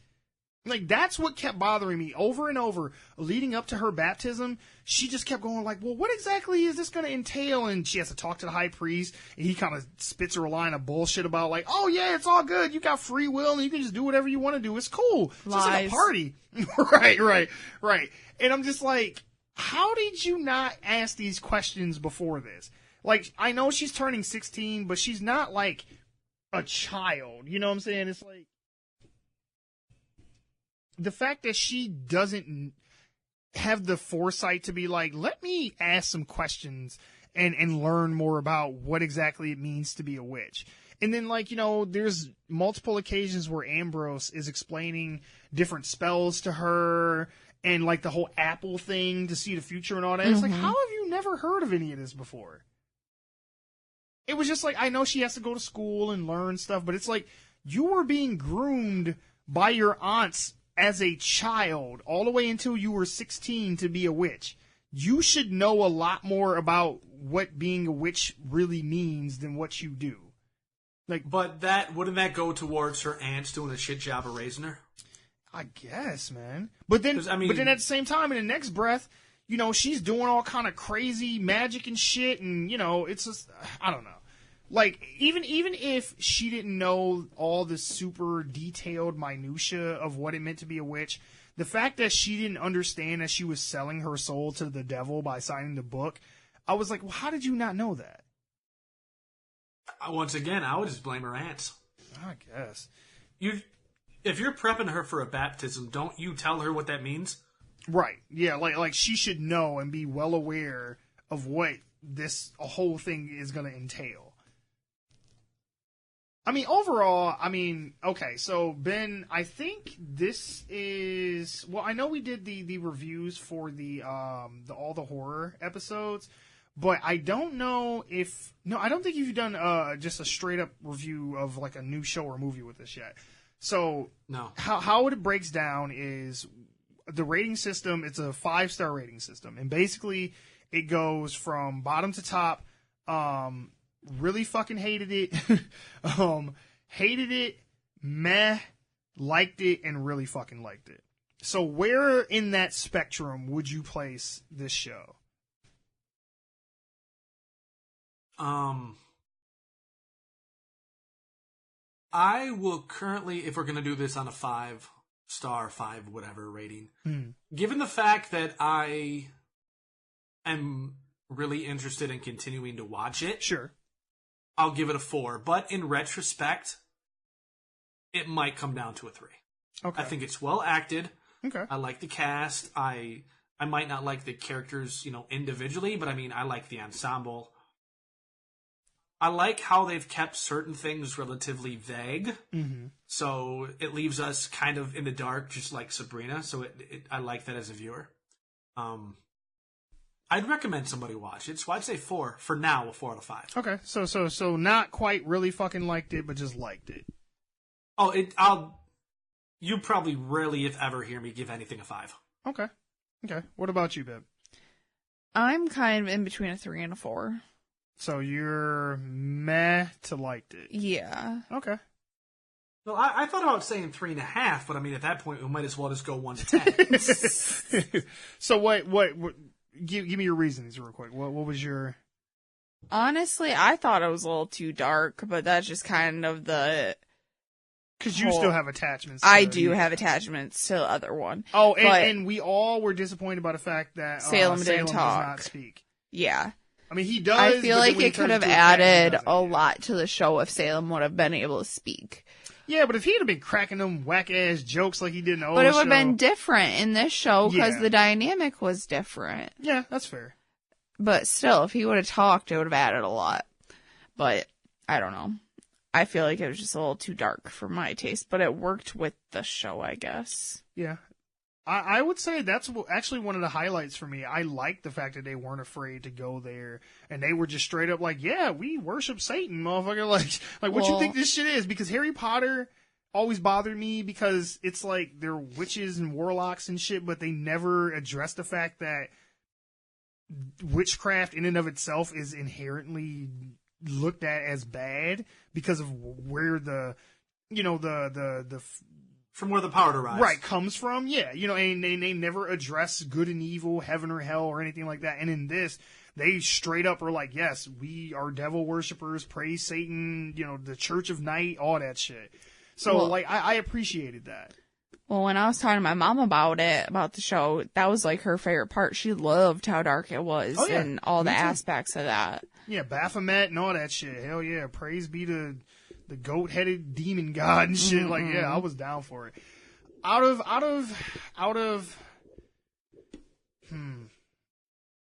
I'm gonna stick with liked it. I'm not quite a meh because, like I said, there was a lot of down things for me, and like I said, just listening to this out of context, you would think that I hated the show, but I did really enjoy it. There was just so many things that just rubbed me the wrong way. Where I was like, well, you did so good at doing and establishing this.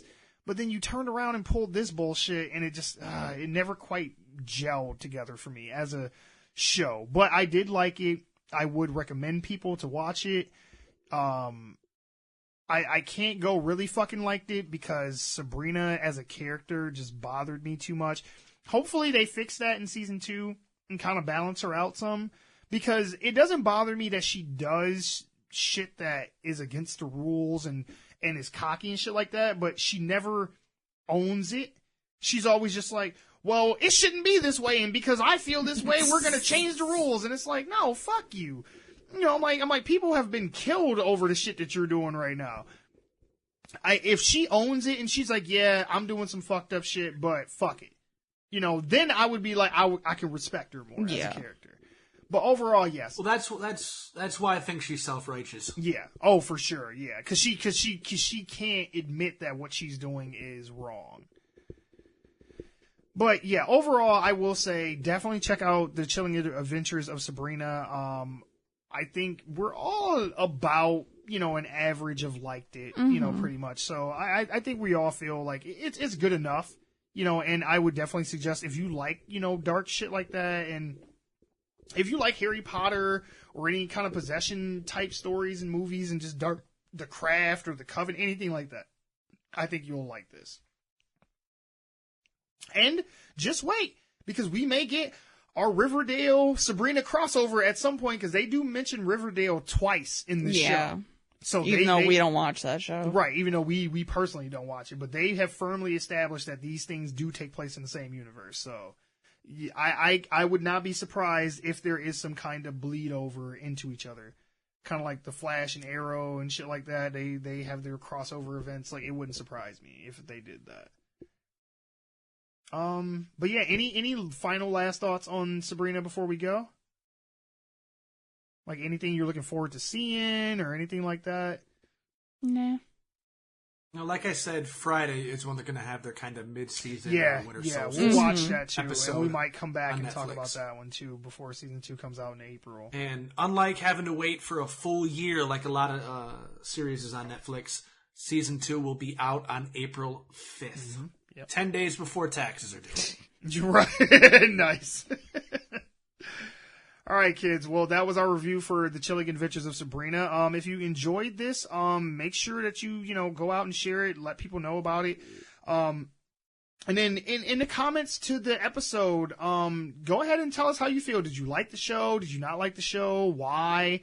I'm interested to hear your guys' feedback, because I think we all enjoyed it, but I had a lot of nitpicky things about it, I know, and I'm curious if it's just me and if everybody else kind of got past that, or is there anything about what we talked about that you want to refute or give us more clarity on that we might not have, been able to work out on our own?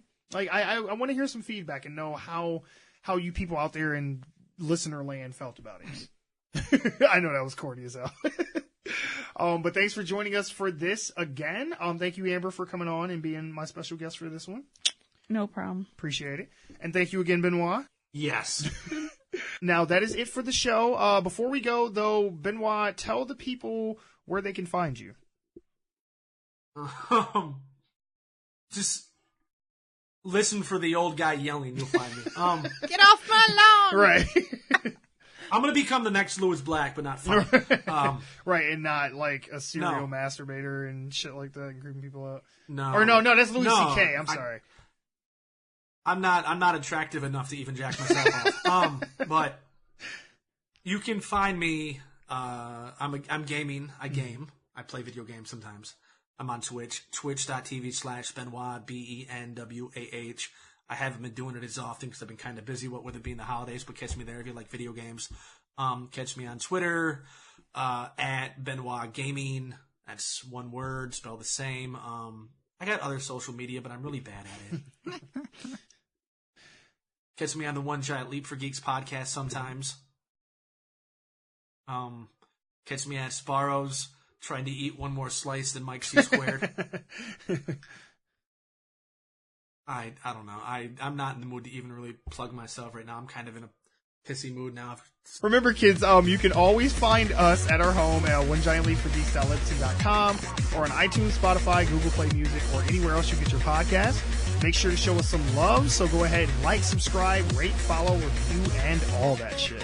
And if you have any comments, questions, concerns, criticisms, you want to be a part of the show, any of that, all you have to do is send us an email at officialoglfg@gmail.com.